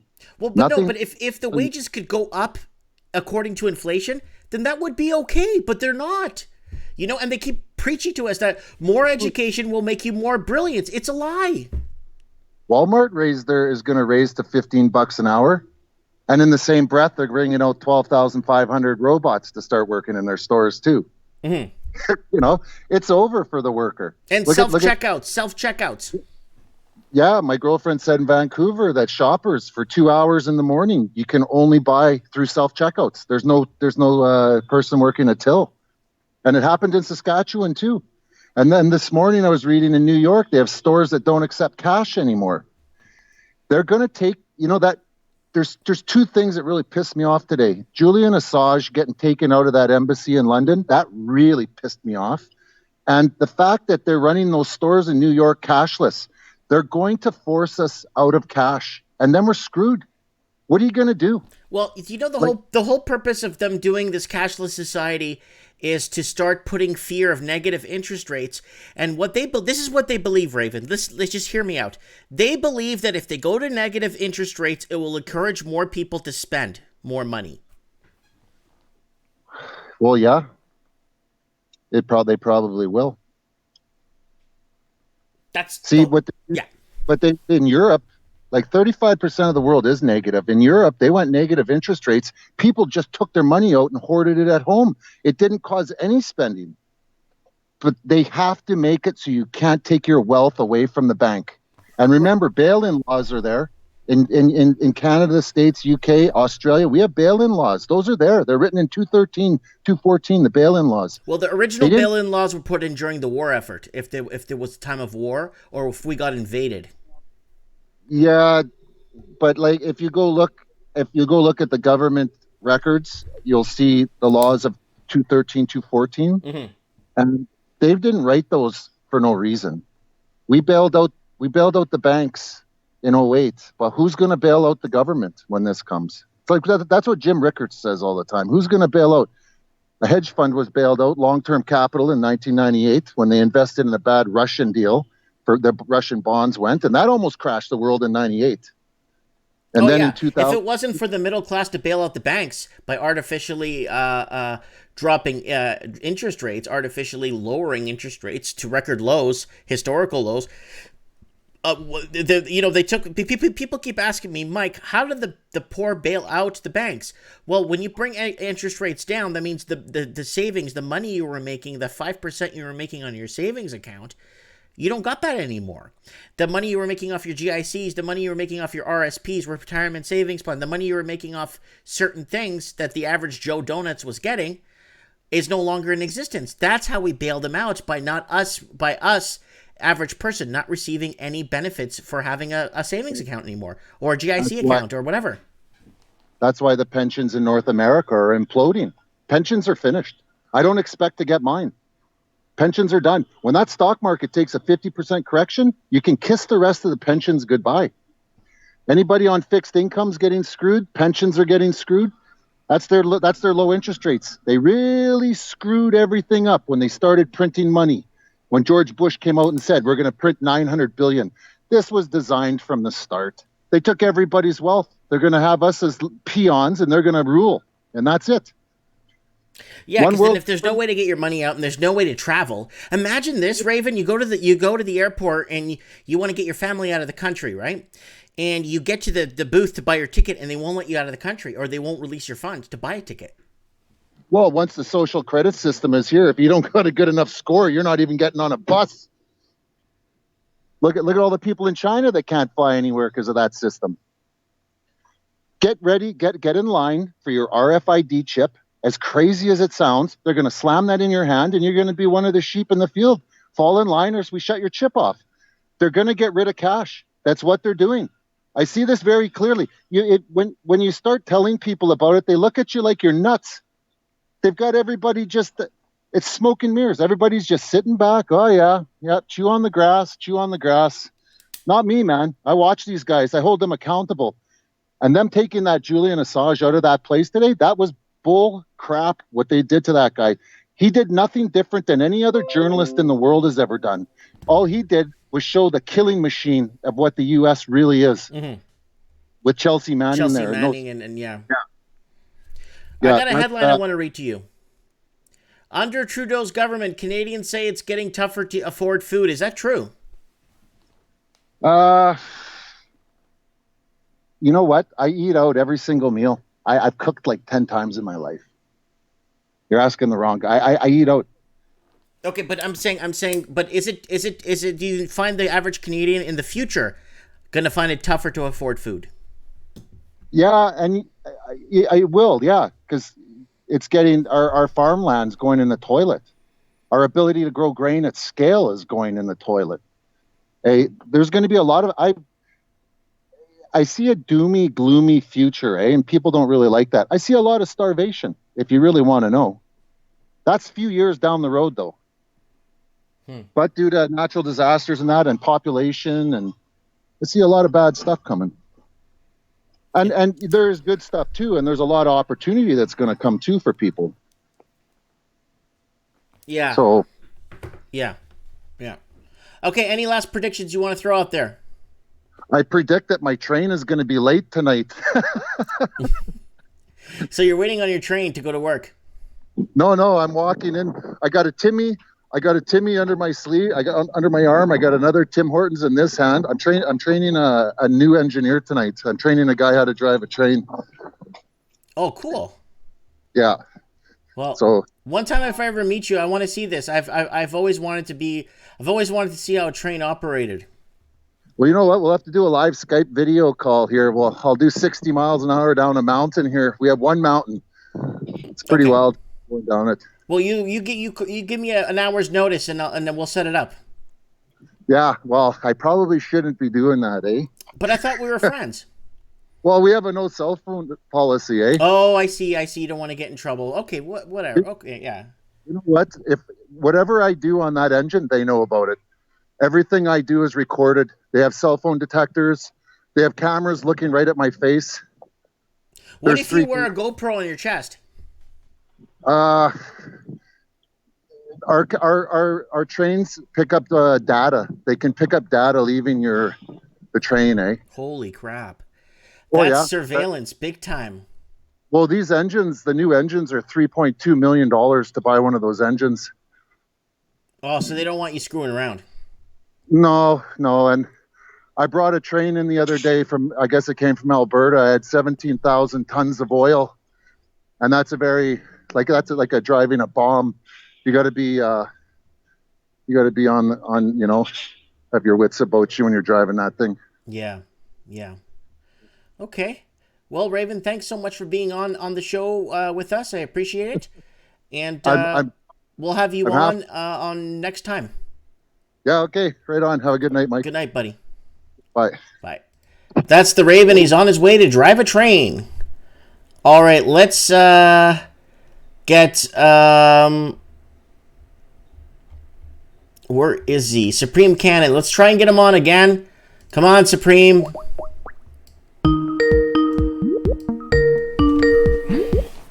Hello. Supreme Canon, it's working. It's working. We're live, buddy. Okay. Predictions, go ahead. Okay, Canada will continue the way it's going. We might have a big shakeup in the elections coming up, but the damage is done. I mean, it's going to be austerity all the way, and that's not going to fly. So you're going to see a lot of probably some taxes going up or not fighting them very hard, and you're going to see a lot of things get cut. I hammer on the pension thing, and Raven talked about it too. You got, I don't know about all of North America, but I know in the U.S. there's 10,000 people turning 65 every single day. Like, the bubble is here. That population bubble from the 40s and 50s is here. Those people are expecting to sell out their high-priced real estate. There's no one to buy their places. The money certainly hasn't been saved. So, yeah, those couple $100 trillion of liabilities we've been talking about for 10 years are going to come to roost right at the time that we go into a recession. I think they will try to prop up housing however they can, just simply because. But how are you going to get the money to the young people to buy those places? Well, first time blood can't get in, it's over. Yeah, that's right. It's done. So either they're going to start soliciting more, or you're going to have something like the Canada mortgage housing bonds are going to start getting bought up by the Bank of Canada just to try to keep things propped up. We're going to get our own QE up here. It's going to have to happen. Okay. What do you see happening with election-wise with your friend Trudeau? Is he going to get reelected? My buddy Pierre 2.0 will be gone, but there's going to be a lot of outrage, I think, by the time that happens. There already is. So, yeah, he'll be out, but, you might have a split vote between Scheer and Bernier. You might have something happen with the NDP, although I don't think that Singh guy is really going to make much of a difference. I'm hoping for a conservative sweep. I'm hoping for something decisive. I'm hoping that the Liberals experience what the Tories did in 1993. I'm hoping they get reduced to 2 seats and we don't see them for a while. What's your predictions on global warming and this Green Deal? I mean, what's the deal with that? Why is that still on the table? Global warming is an attempt to set up a global carbon bank. You get a central bank of any kind, then you can start messing with it, basically. It's just another attempt to control people and siphon their wealth. But, again, they need the money. I think of the carbon tax in Canada, at least, as GST 2.0. It came on in the middle of a bad recession. It was the worst possible timing. It wiped out the Conservatives. So I'm hoping for a similar effect with the Liberals this time around. But they needed the money. They were running massive deficits. Right. Do you agree with what I said earlier to the Raven, that capitalism doesn't work because there is no wage growth to offset inflation? Well, you need, in order for wages, in order for supply and demand in the labor market to work, you got to close the borders. And you've got to, I mean, they're talking about automation, but the reason that you have the automation is because they can't even pay the wages that they have. The price of all kinds of things needs to come down. We need a major deflation. We need a crash. It's time to flush the toilet. This has been going on since the year 2000. It's got to stop. Well, okay, and what do you see happening with banking? I know you just mentioned they might buy back their own mortgage bonds and stuff, but what do you see banking faltering, or is it too big to fail? I think you're going to treat it as too big to fail. I'm hoping they're not quite in as bad a shape as a lot of those U.S. banks were in 2007, 2008. The housing crash in the States actually started about 2007, and then it was another year to 18 months before things really started to show up in the stock market. They'll certainly prop up the stock market. I don't have any doubt they'll do that. If anything, just to continue to attract money, I think a lot of people overseas see the U.S. as the least dirty crack house on the street, and I think a lot of money is going to flood into the States. Their U.S. dollars are going to flood on shore, and the U.S. dollar is going to go up a lot against everything in the world. Do you see? I want to ask you this. I know you. I want you to bring your predictions, but I really need to ask you this. Do you think the United States of America will spark another war to get them out of this recession? I think they're trying. I mean, the only other alternative you have is to create some other kind of crisis. That's why you have this global warming thing. It's just trying to gin up a world crisis. It's all crap. It's absolute crap. It's space weather, and it happens in cycles. I mean, there were 60 million bison on the prairies. It isn't cows that are warming anything up. Those bison are all gone now, and we really haven't cooled down. So, no, I'm not buying it. I mean, Al Gore wouldn't have built himself a new mansion on the ocean front if the sea was going to rise 10 feet. No, we've got 12 years to go. It's just garbage. It's just ridiculous. It's just trying to whip up their base to make sure they at least show up and vote next time. That's all it is. It's meaningless. Okay. So go ahead with your predictions. Where do you see food headed, fuel costs? Do you see a water shortage? Do you see a water wars? What do you see happening in the next few quarters? I don't think we'll have a water war in Canada. We've got lots. The only place that you really have water stress will be in the cities. And I think that housing will probably fix that problem. I think you're going to have a lot of new neighbors, Mike, where you are, maybe even where I am. I'm a couple hours down the road from you. So no, in Canada, it won't be a problem. Water is more of a problem in the hyper urbanized areas, like both coasts of North America, China, places like that. But they seem to have managed to have dealt with it so far. Food is automatically going to go up because everything in Canada gets hauled with diesel. So, I mean, the trains, the trucks, everything, the cost of everything is automatically going to go up. How much? I don't know. Like, I work in forestry, and we pay $25,000 to $30,000 a year in carbon tax already, just doing what we're doing. So it's going to hit us, but we usually get an adjustment for it, same as with fuel in general. So again, we're depending on the housing market not completely imploding. If that's the case, things are going to get real quiet everywhere. But the thing about recessions, of course, is it starts to drop the price of everything. The problem is with carbon tax and all the other taxes put on fuel, it puts a hard floor under fuel price or food prices. We're not going to get, a 90% reduction in our price of food if everything else collapses. So you're going to have a lot of protests. You're going to have a lot of anger. You could have government subsidizing food banks for a while just to make sure everybody gets the basics. Okay, hold on a sec. Do you see civil unrest? Definitely. I'm surprised it hasn't happened already. Well, you did have a small yellow jacket movement in Canada, and everybody went home to watch The Simpsons. We're too scattered here is the problem. I mean, Alberta, yeah, they got hard times out there. I can understand them being angry. The problem is I mean, they did the same stupid stuff as everybody else before oil crashed in 2014, 2015. They were all buying the jacked up Dodges with a brand new Harley in the back and hundreds of thousands of dollars. The trailer, yeah, hundreds of thousands of dollars for a home that cost 80 grand in the year 2000. Like, it's just stupid.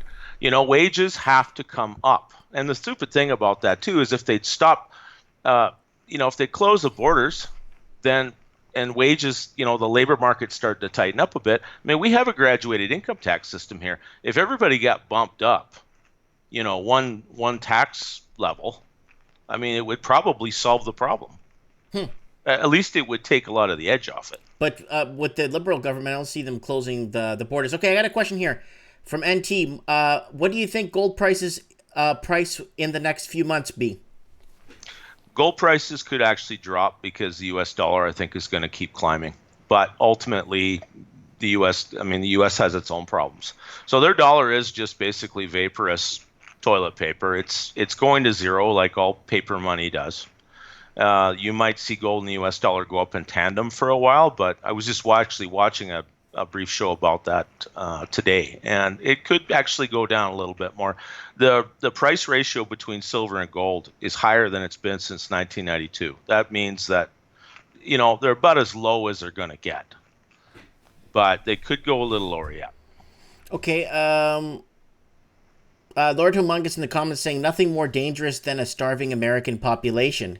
That's for sure, but the average American's carrying about a 4-month supply of food around their waist, so they'll be angry, but they're not going to die off en masse quite yet.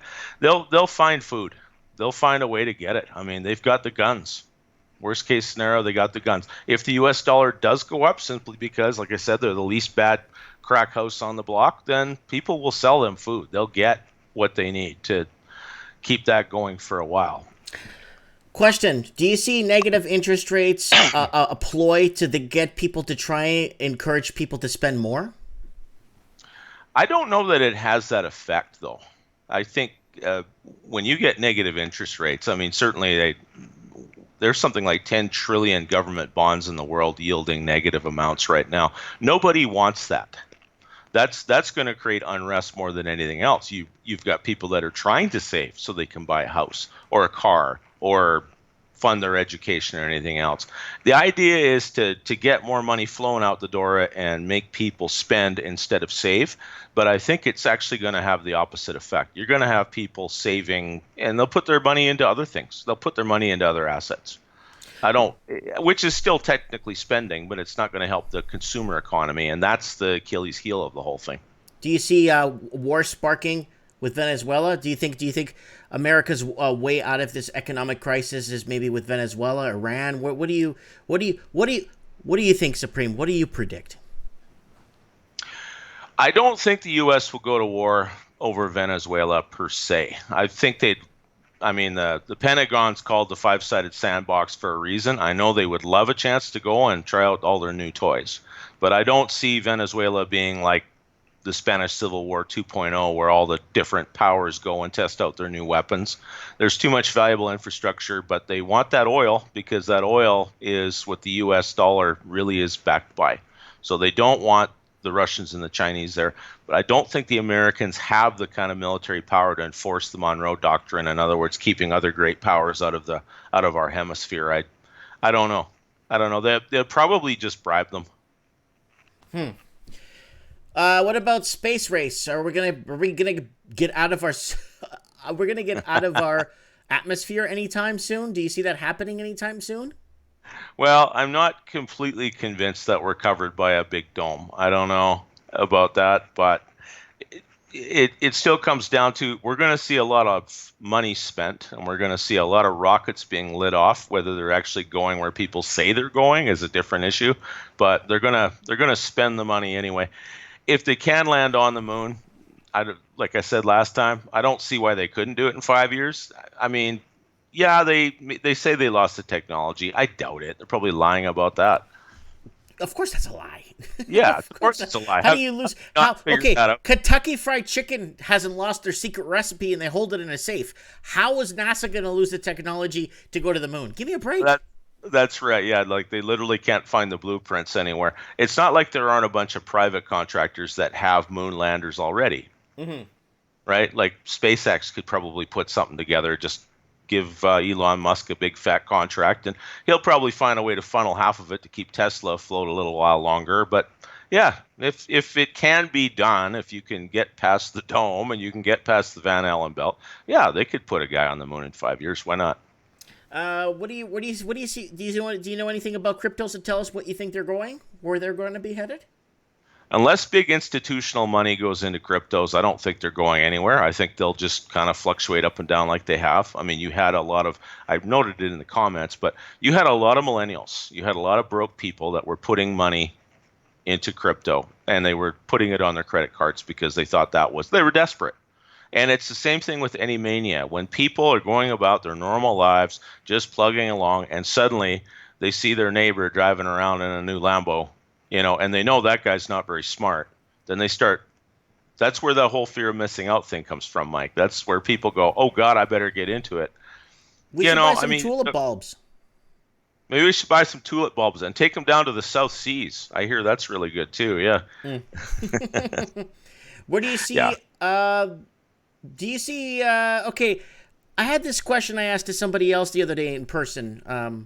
I asked him, what would happen if the next government comes in play and makes marijuana illegal? Well, things would just go back to the way they have been for the last 40 or 50 years. I don't think it would change much. Okay. Any other predictions you could tell us before I let you go? Yeah, I predict that electric vehicles will not be a thing. I worked at a copper mine. I see the amount of energy that goes into just producing copper concentrate.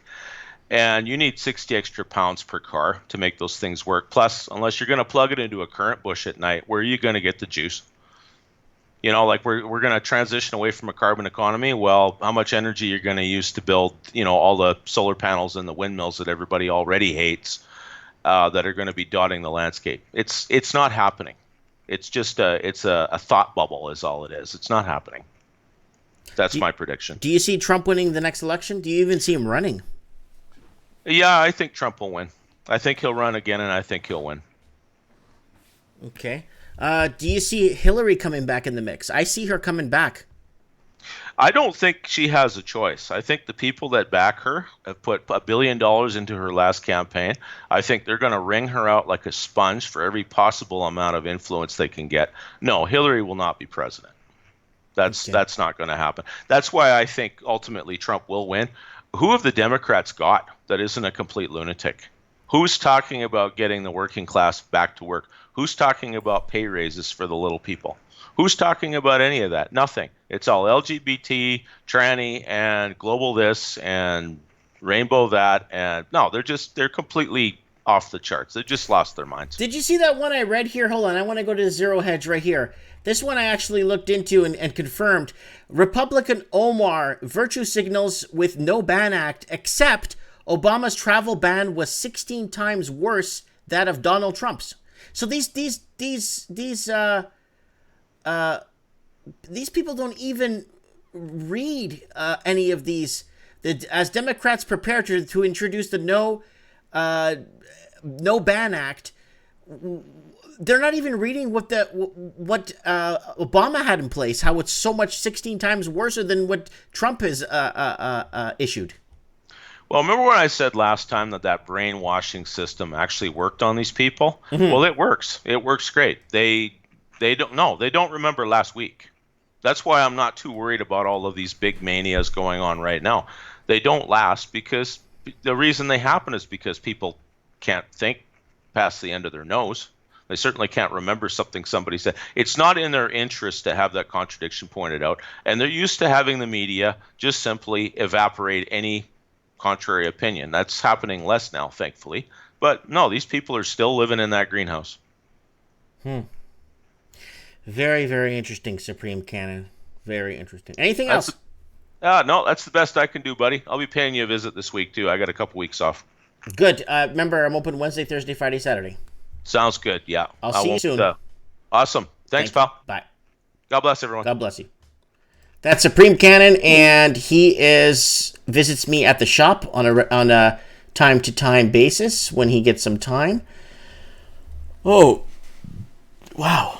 All right, everyone's getting me to call Kevin Thompson. I'll call him one more time. He said he's trying to dodge a bullet every time. Let's see if I could find him here. Where is he, Kevin Thompson? Is he on? He's not even on. He's not even on. He's not on, guys. Kevin Thompson's Skype is turned off, guys. I'm sorry.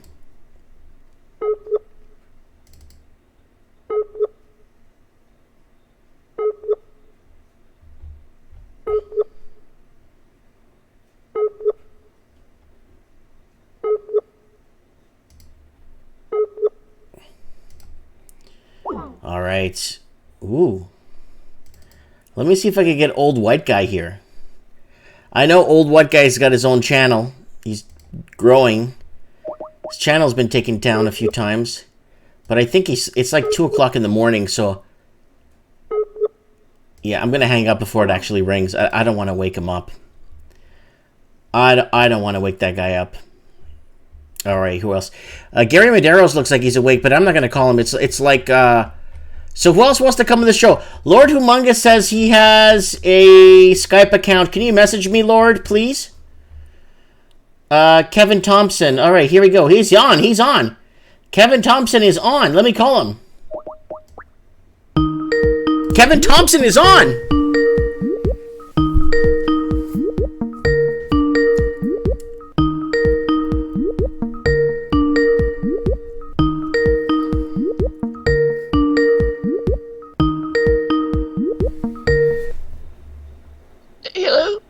Hi, is this Kevin Thompson? Yes, it is. Oh, hey, Kevin Thompson. How you doing? I'm doing good. Thanks for calling. All right, so what's going on? We see you in the chat there, full blast, telling everyone to buy. What are your predictions? I'd say now's a great time to buy a house. Yes. And what else? Bitcoin. Uh-huh. Anything else? Do you have anything to say to Steve? Buy a house. Okay. So we got Kevin Thompson on the phone here from Oakville, Ontario. Is everything okay there? Yeah, everything's great. Thanks. Oh, good. So what are your predictions for the next couple of quarters? You see condos going up? Oh, yes, big time. Okay. So do you recommend for people to buy now? Yes, I would say now's a great time to buy. Oh, that's fantastic. He's trying so hard to change his voice. Okay. Well, have a good night, Kevin. All right. I don't know if that was the real Kevin Thompson on the phone. I don't know if that was him. Trolls even have troll voices. I don't know if that's the real Kevin Thompson. We don't know. Kevin Thompson is a mystery. Kevin Thompson's like the DB Cooper or Jimmy Hoffa, the channel. You know what I'm saying? If anybody knows who Jimmy Hoffa is and DB Cooper, you know what I'm talking about. You know, or the Bermuda Triangle. Bajel Temin wants to call in. Just add me on Skype, buddy, and message me right away. Oh, add me on Skype. Mike Martin's 1980. Okay, game. Beep, beep, beep, beep, beep, beep, beep, beep. We got a pill a box. A box. Let's see if he picks up the phone. I don't know what time it is in Thailand, but...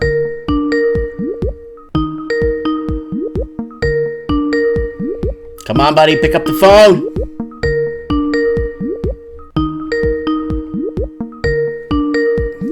Damn, he's not answering his phone. He told me to call him back. All right. Oh, Tom is calling back. Who the hell is this? Tom. Tommy, what's up? I know it's you. I'm just answering it like that. Tom, what's up, buddy? Nothing much. I was just teaching before. Sorry I couldn't answer. Oh, don't be sorry, dude. It's okay, guys. We got Tom from a Pillabox. That's your YouTube channel, right? A Pillabox. Yep. Check him out. He's covering a lot of a wide range of things on his channel. He promises us he'll make a video a week, right? Yes. If I can get good guests on to talk, I mean, I'll talk about a whole range of stuff. So if you want to come on to my channel, I actually wanted to get you on to talk about something, but I'm just too shy to do it. But if I can get the people, I'll do it as much as you guys want me to do it. Yeah. Yeah. Thank you. Okay, now we're doing predictions tonight, and you called for this show. You asked for this show. Well, you're my number 10 caller on the show. What are your predictions from banking, housing, food price, whatever you want to talk about, global warming? I don't care. What are your predictions for the next 3 quarters? Well, it's easy to be pointed at and said you're I don't want to say extremist, but like you're a permabull or you're this and that. But I really do think we're at the end. I mean, the interest rates are 0, and they tried to raise interest rates, and the whole world fell apart. So they can't raise, and now they're going to have to cut to stop this recession that they triggered by raising. So my prediction is now they know that they can't raise. The Trump war is off with the neocons, and that they have to deal with this recession that's just been pricked. And it looks like Australia is still crashing right now. So that it's clear that they're going to have to take rates negative. And because this is the end of a epic bond market bull run for over 40 to 50 years of falling interest rates, I think this is going to be absolutely epic. I think when they cut or when they make their next move with interest rates or doing QE or whatever they choose to do, I think crypto is absolutely going to take off to the moon. And I've got certain cryptos, which are not all cryptos are created equal, but in a money printing environment, I think they're just going to go psycho. And I think gold's time is over because it's manipulated all around the world because the central banks, they collude together to set the price of currencies and the commodities market because they have their computer systems now, which can use high frequency trading and this and that to get in front of trades and bring things down. I mean, we know this is a manipulated market. Every market on earth is manipulated. And if you're going to point at me and say, "Oh, that's a conspiracy," well, I mean, you're new to the financial markets. So I think this is going to be a blow off top in asset markets all around the world when they start trying to take rates negative. So I think crypto is just going to go crazy here. Guys, I left a link in the comments to Tom's channel. Can you please go ahead and subscribe? I left a link. He's at 39 subs. Let's get him to 100 subs tonight. Guys, there's enough people watching here to get him to 100 subs. Come on. I'm going to leave another link now. Walk over to his channel or click over to his channel, opening new page. I don't care. Go ahead and subscribe to his channel. I think he's going to be a big asset when it comes to predicting and breaking down the status quo and getting us to understand what is happening. Okay, Tom, so what do you see happening with food prices and fuel costs? Well, I see, I don't know how they're going to do it, but I see a big currency seesaw. So I think Thailand and Southeast Asia are probably going to say, wait, we're not going to have our currency crash and food prices go up here just to save the West when it really comes down to it. And now they've got China and Russia backing Southeast Asia and all these countries here, so they probably can do it. So when it really kicks off and the US dollar starts to crash, I think Asian countries will save their own currencies. This is pure speculation because you don't know what they're going to do in that scenario. So, but it's clear there's no doubt in the West, food prices are going to spike through the roof. And I'm not living there now, but I'm guessing you're seeing a lot of food inflation now over there. But over here, we have a domestic shadow market that's under the tax-paying market. So the food industry here, it won't really be affected that much. And you saw it in 2008. Here in Thailand, it wasn't really affected, but I think the West, the food prices are just going to go crazy in the West because it's not like Asia where all the farmland's just decentralized. You have every farmer, every few acres has their own plot, and they're all producing rice.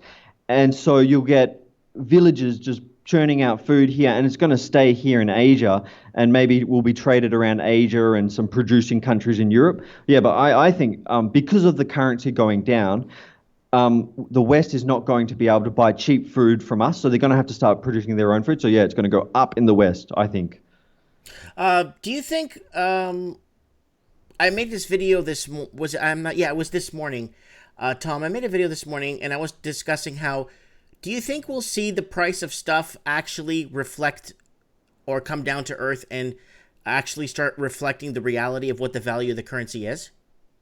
In the West? Mm-hmm. So in my mind, that would make it a lot higher because China's selling the West goods that they don't deserve because, I mean, every young little boy, a student I teach, I ask them, oh, so do you know what Australia produces? Do you know what America produces? They don't know. They say to me, I never see American products. I mean, how is it possible that they are exporting all this stuff to the West when, and especially at the time when commodities are being shifted to Mongolia and Africa?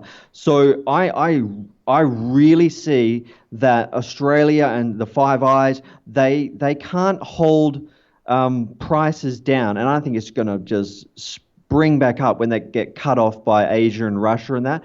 So I couldn't really put a number on it, but I would say like when you start not seeing Chinese products in the shop, I think and you're going to have to produce it by yourself. I mean, or buy it at a higher. I mean, you have to buy it from China when your currency has crashed. I would see it, easily doubling or tripling.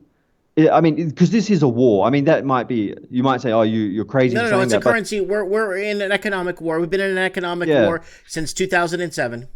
And to justify it, I mean, you see tourists coming over to Thailand, and their money becomes millions, and they can go anywhere and just buy up anything they want. And I just think to myself, I don't see Australian products here. So how's it possible that a taxi driver comes over here and can outbuy a taxi driver here? I'm not talking about a tuk-tuk driver. I'm talking about a proper taxi driver versus a proper taxi driver here. How can they come over here and outbuy a taxi driver here? Because that's the same kind of product. So so when they lose their currency status in the world, I really think that they could be the next Thailand. I really do. I often hear like there's a 500-year cycle where China goes to the top and the West goes to the bottom. I think we're at that kind of point. And I'm not going to say, it's going to happen tomorrow, but it could with SWIFT coming in because SWIFT, but the SWIFT's controlled. Yeah, SWIFT could come in and really change things up. Okay, I got a question. Water shortage. China is getting a lot of their rivers are drying up in Asia. A lot of freshwater rivers and lakes are drying up. Quite a few thousand of them have been drying up recently. Do you see a water shortage in Asia?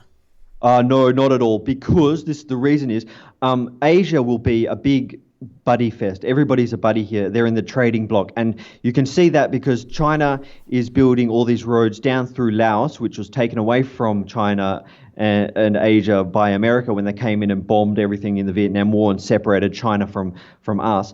But they're building all these huge superhighways. I see it every day because I travel all through Thailand. And those superhighways are going straight up into China. And China already said we're going to have a new Silk Road going through Asia to Europe or wherever. And every year, my country floods everywhere. You would not believe it. And you might think, oh no, there's a flood here. But we make use of these floodwaters and we farm fish, we farm rice, we farm everything. China, all China has to do is stop the West from having a higher currency, and then all our resources will come from my country straight into China. There is plenty of water here, plenty of food, anything. I mean, and it's not just Thailand. This is just Thailand. You've got Cambodia and Vietnam. And I mean, the water, I mean, you can get water sources from Southeast Asia and China's got something to trade for that too. They've got all their technology producing companies. So I just see Asia looking out for China because they're protecting them from this predatory block of countries, that is the Five Eyes, that has been stealing from Asia from most of the world for the last, I don't know, hundreds of years. This is what I see from everything I've watched. What you've been grasping. Okay. Yeah. Do you see? I see China in a lot of financial problems myself. I've been seeing those ghost cities, and that I think China will be the domino that collapses the rest of Asia. But where you are is very independent. So they're very self-independent and self-sufficient. It kind of reminds me, Thailand reminds me of Cuba. They're very self-sufficient. They don't need any Western countries, and they've survived for many years. Yeah, that's exactly right. Yeah, but I haven't been to China, and former FIS asked me about this, and I said I really don't see China collapsing because Asia always surprises me. You get there and you see these things that just surprise you and think, oh yeah, they've got this, so this won't happen. And what I'm talking about is if in Thailand there is a big housing bubble, and if somebody lost their house, it wouldn't matter because there's a shadow economy that exists. The street vendors on the road, these markets everywhere, and they don't pay taxes, and you could lose everything, and you could go into a market without any documents and say, can I work here? And if they like you, you could get a job there selling fruit, and you could rent a house for less than, I've seen houses for less than $10, $20 a month. And so this is the same for China. Yeah, of course all these people will get their heads cut off in the housing market that's going to absolutely crash into the ground.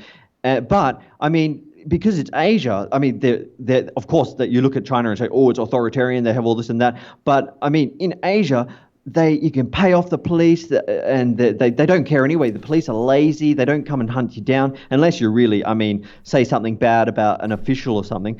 But there is a underground economy that you can flow into. But I mean, if you lose your job in Australia, you've got to go to Centrelink, get government money, or you go homeless in Skid Row on the streets. I mean, it's so much. To really judge Asia, you really have to come over here and see it.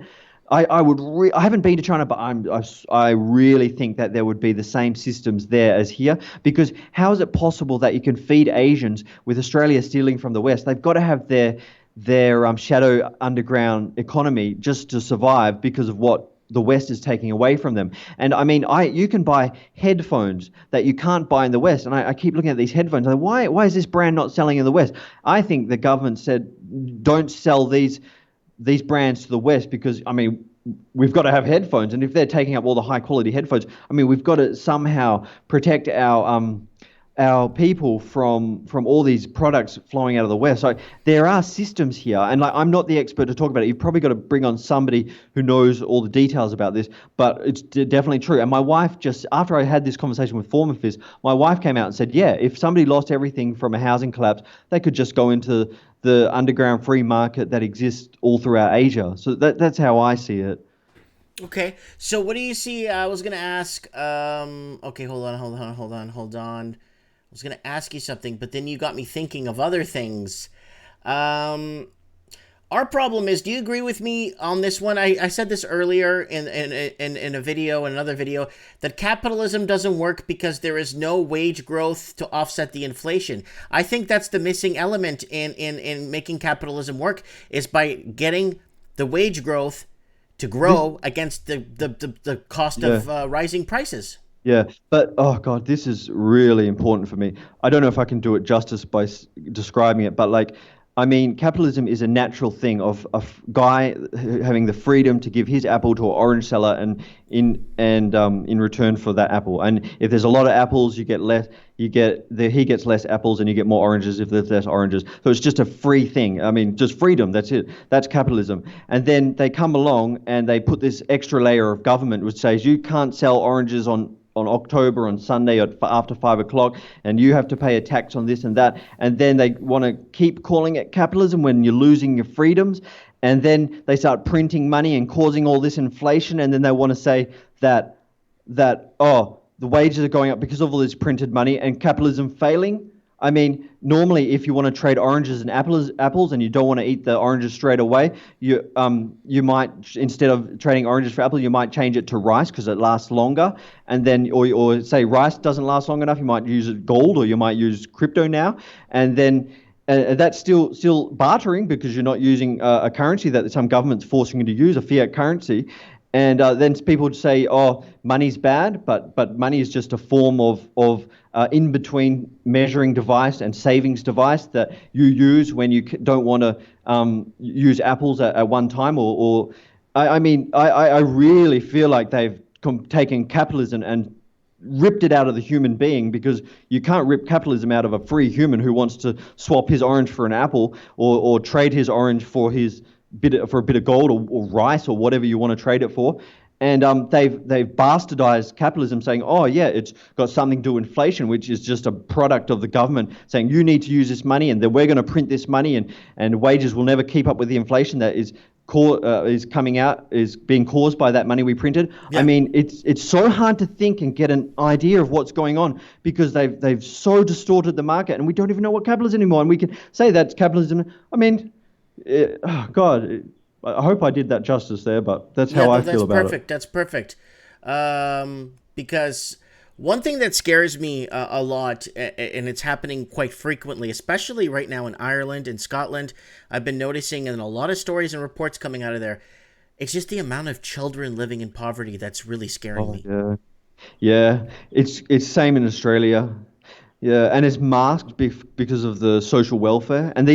But the problem is these children are going to be our enemy in the future, because these children often get up and say, we need free this and free that. We need socialism. I'm going to join this movement. And they probably don't have fathers, and their mothers are always socialists, because mothers are lazy today. Let's face it. They want schools to teach them when mothers should be teaching them, because it's not hard to teach a kid to read a book. Kids love reading. They'll learn from reading. I mean, and before, the mothers taught their girls to sew and do this and that. I mean, and then these mothers are getting free money because inflation's just taken away the ability of the father to pay them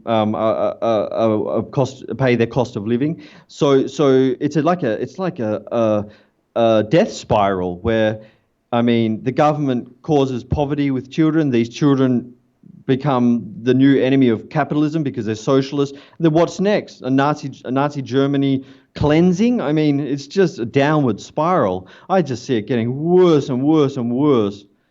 I don't know how to get through to these people too. I mean, okay. I was gonna ask you. What was I gonna ask you? Where do you see Bitcoin going? Do you see Bitcoin? Well, Bitcoin, the truth is Bitcoin is not Bitcoin anymore. They forked it so many times, and the original dev team are not the same guys, and right. The new team hates miners, because a lot of the miners were in China getting cheap electricity. So they fiddled with the Bitcoin code so that free market capitalism wouldn't work, and the miners wouldn't go to the most profit-making place. And now we've got a code which is so complicated and so hard to read that nobody really knows what's in Bitcoin anymore. And to be honest, it's not Bitcoin, let's be honest. I mean, the only closest code you get is BCH. If anybody wants to argue with that, I mean, I'd take that argument. But Bitcoin is going to go absolutely psycho, because everybody starts with Bitcoin. I started with Bitcoin, and the only reason I went from Bitcoin to another coin, I didn't go to BCH, is because I made a transaction and it took 12 hours for my 12 hours went by and my transaction didn't go through. And I said, what's going on? And they said, the mempool core would not raise the mempool size, so transactions can't go through quickly. And I started researching. I'm like, oh my God, this is a war between two different coins. And so I realized that it's not the way. There's actually a new coin out, and I don't think I should mention it because I don't want to give advice to people and get sued or anything, but there's a new coin out that can't I know. It's called BitConnect. No. There's a new coin. Yeah, BitConnect was a scam, but guess what? There's a new coin that can't be forked. It can't be forked. So you'll have that coin forever. The code is there forever, and it's a true Bitcoin. But they patented it. Then they turned it into a government coin like Ethereum. But there's a new coin out there that you can't fiddle with the code, and you can't fiddle with the ledger at the same time. So that coin, but they're doing it the wrong way because nobody knows about it. Yeah, but there are better coins out there you wouldn't believe. There's another coin out there that's Web3 and has unlimited scalability. So you have an internet which you can make your own Facebook like this, And anybody can make their own Facebook, and they don't need a hard drive farm or a CPU farm to run the server. I mean, there are coins out there that will blow your mind. So I see Bitcoin going crazy because the new people have to the new money always get into crypto through Bitcoin, and then I see specific coins absolutely making you could be a billionaire. They could make you a billionaire. Well, we'll talk behind the scenes. I'll talk to you tomorrow because it's late here, but I'll talk to you tomorrow about this new coin. Maybe you could fill me in and I could take a look at it myself. Yeah, I just want to say to you and the listeners, I know it gets a little bit archy when you discuss these coins. It's a bit like in the economics field where you're discussing Keynesians versus the Austrian economics. It's same with Bitcoin and BCH, but I have no beef with people on either side, because people always change it. It's a provable issue. So if you want to talk to me about it, I will not attack you at all. When we do talk about BCH versus Bitcoin, because there's a lot of animosity going on right now. In that. So. Hold on a sec. Hold on. So what's up, Bitcoin? Oh, Bitcoin was funny. That was funny. Hey, everybody. My name is Carlos Matos, and I am coming from New York City, New York. Bitcoin was actually a scam. They were actually, it was a pyramid scheme. I don't know much about it, so I shouldn't say that. But that guy made $4,000, dude. Yeah, but I think I didn't actually follow it too much as well. I just laughed at all the videos that came out of that guy. Do you remember that guy? Who was plugging it on YouTube? Right here. I have him up right now as you're speaking. That's the funniest stuff you have to see. That's a bit of history that has to be everybody has to see. I have him playing right now, and he's talking. And let me tell you. Okay, what do you think about that guy? Hi, I'm in the Hollywood Hills here with my Lamborghini, and I bought a Lamborghini, and I read a book a day, and I have a Lamborghini, and I bumped into a Lamborghini. I haven't seen that one. Is that a guy who made money off BitConnect? No, that's Ty Lopez. Oh, I'm not too sure. I'll play him for you in my garage with a Lamborghini, and I got a Lamborghini, and I bumped into a Lamborghini. And I found a Lamborghini.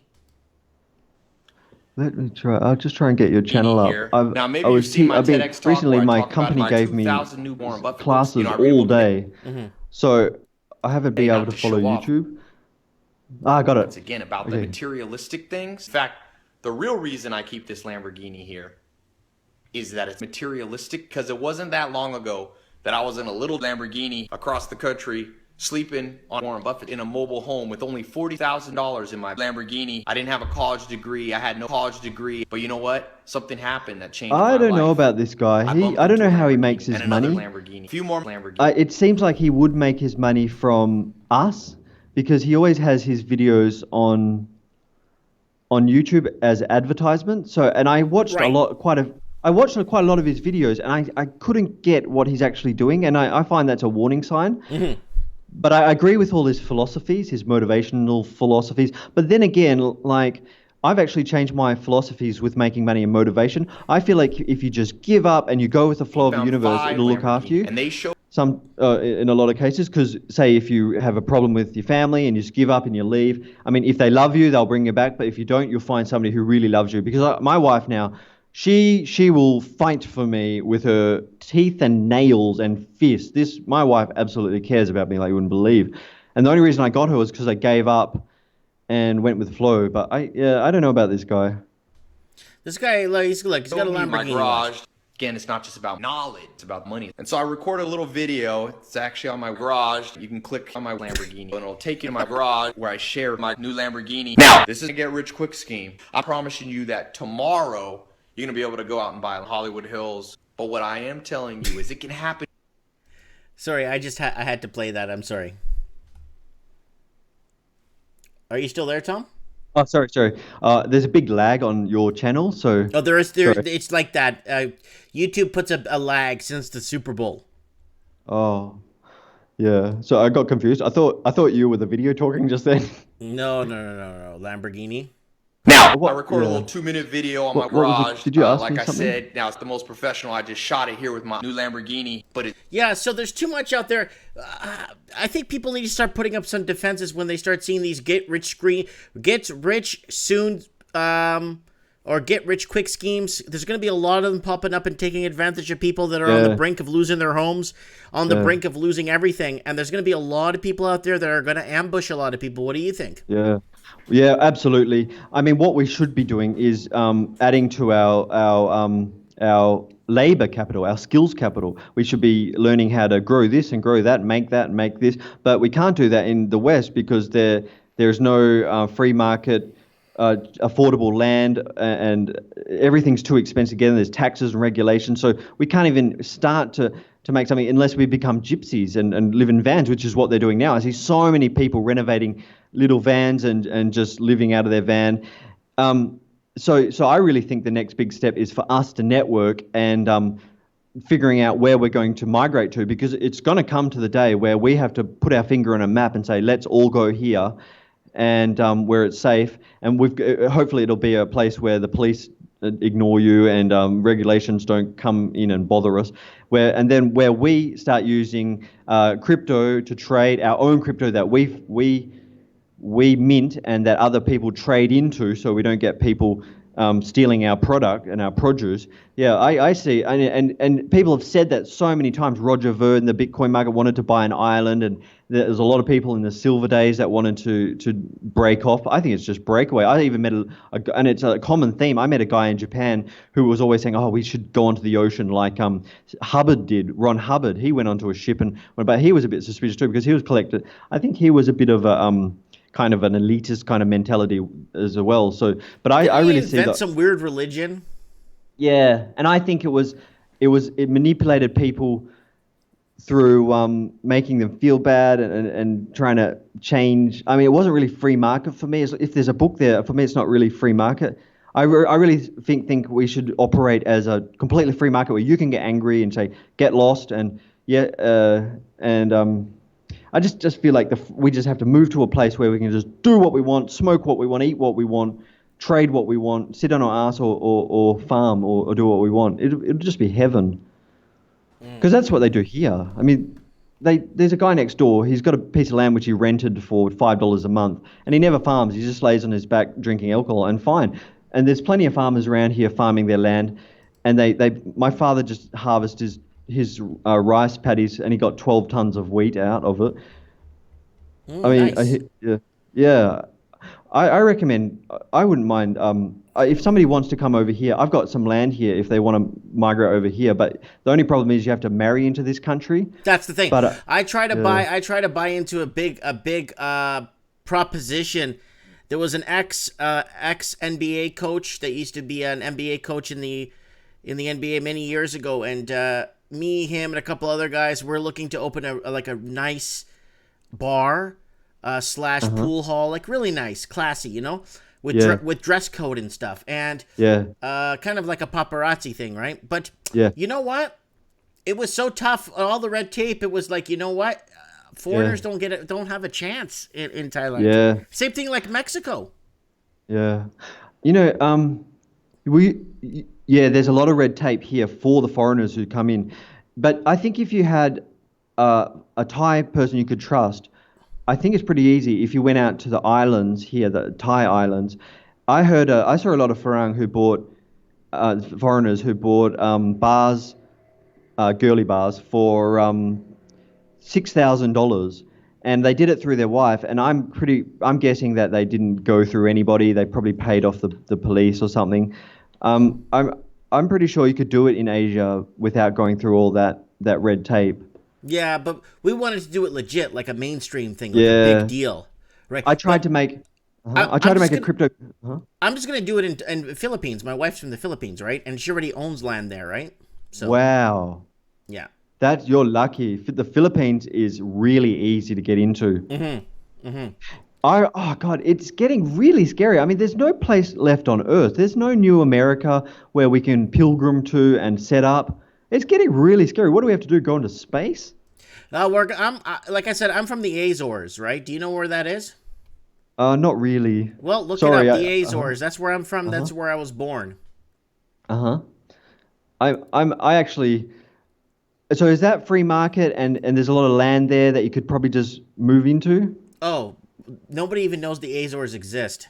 Wow. So there is probably a lot of new Americas out there where we could go to. There is. There is. I really think with this Western Hemisphere, it's really on the edge of something big happening. You might point at me and say, "Oh, that's a bit crazy," but I mean, they just have to devalue the U.S. dollar for you guys to be in a lot of trouble there, because the fact is, it's not just food America has to produce. Oh yeah, not you, but Americans. Well, it will come to Canada too, but it's not just food America has to produce. They have to deal with their psycho government who just locked up Julian Assange.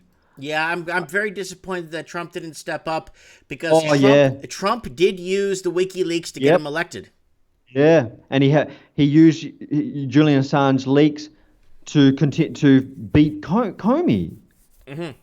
I think Trump is not. I don't want to say this, but yeah, I won't say it. I don't want to say anything about Trump, but I totally agree with you. I'm disappointed. I did a video a few weeks back. Are you disappointed with Donald Trump? Right? I think he's on their side.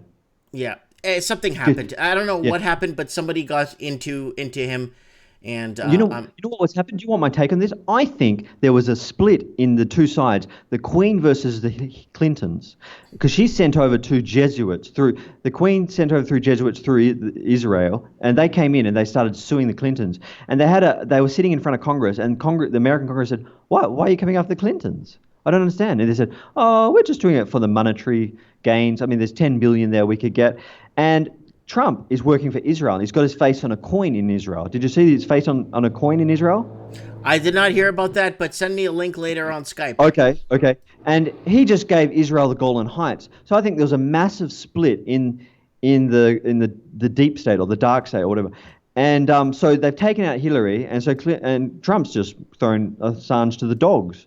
To the lords. And I think most likely the lords, they have power, they have technology like you would not believe. And I've heard if you sail into the middle of the Grand Canyon, there's an old city up in the rocks. You can Google it. And if you go into this old city that's nestled up into the rocks, there's you go inside this little stone door and you go in there, and there's hundreds and hundreds of buildings that were built millions or thousands of years ago or whatever.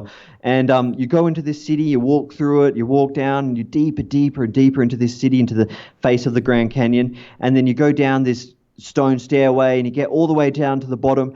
And at the floor, there's an American, a soldier, sitting down on a chair with a gun, guarding a big round steel door that leads into an underground city or base. I'm not sure. But there is something going on. And this is all speculation, all fantasy stories that I'm hearing off YouTube. But I mean, at least I think that the deep state has got psycho weapons where they can pinpoint anything they want on Earth and wipe it out. And I don't really think they give a crap. I think I could say anything I want, and they don't really care, because we're just the slaves running around having our civil wars against each other. Mm-hmm. Can you believe it? We're fighting each other. I mean, I just said, "Oh, that tower fell down without hitting it," and my mum and dad hit me over the head for questioning that. Mm-hmm. This is scary, like you wouldn't believe. The elites are probably laughing at us. We can't even organize. We can't even network. We just fight each other about things that are easily provable, or even if they're not provable, there's no reason to destroy your family over a question whether 9/11 was done by a government, which is pretty plausible. I mean, Libya was taken out by a government. Nobody's saying that's a conspiracy theory. Mm-hmm. I mean, we've got to start using logic here. Yeah, for sure. Okay, any other predictions? Quick predictions. Anything else you want to leave us with? I don't think there will be a war, because if there was a war, Russia could take them out like bang. I think it would just continue on doing all these tit for tat, all these lies in the media. We're going to do this and we're going to do that and blah, blah, blah. Nothing will ever happen. And the US dollar will just going down and down and down until we get a France, a real Main Street breakup or something happening in our world. It's only going to break when it happens in our world. It's just words from the government. Yeah. Okay. Tom, thanks so much. And guys, don't forget to subscribe to his channel.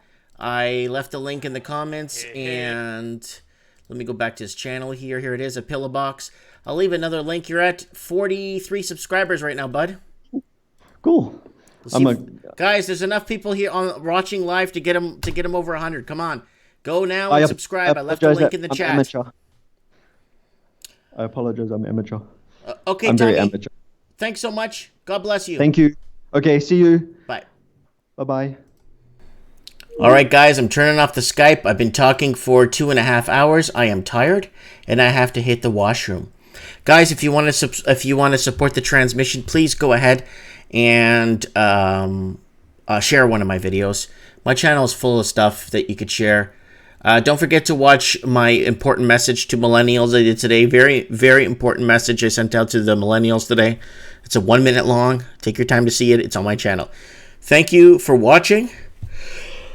Okay, I gotta wake up. I'm gonna sleep. Screw it. It's like 11:30. Thanks for watching, guys, and this will be uploaded soon, shortly, for your viewing pleasure with commercials. And have yourself a great weekend, guys. Thanks for watching.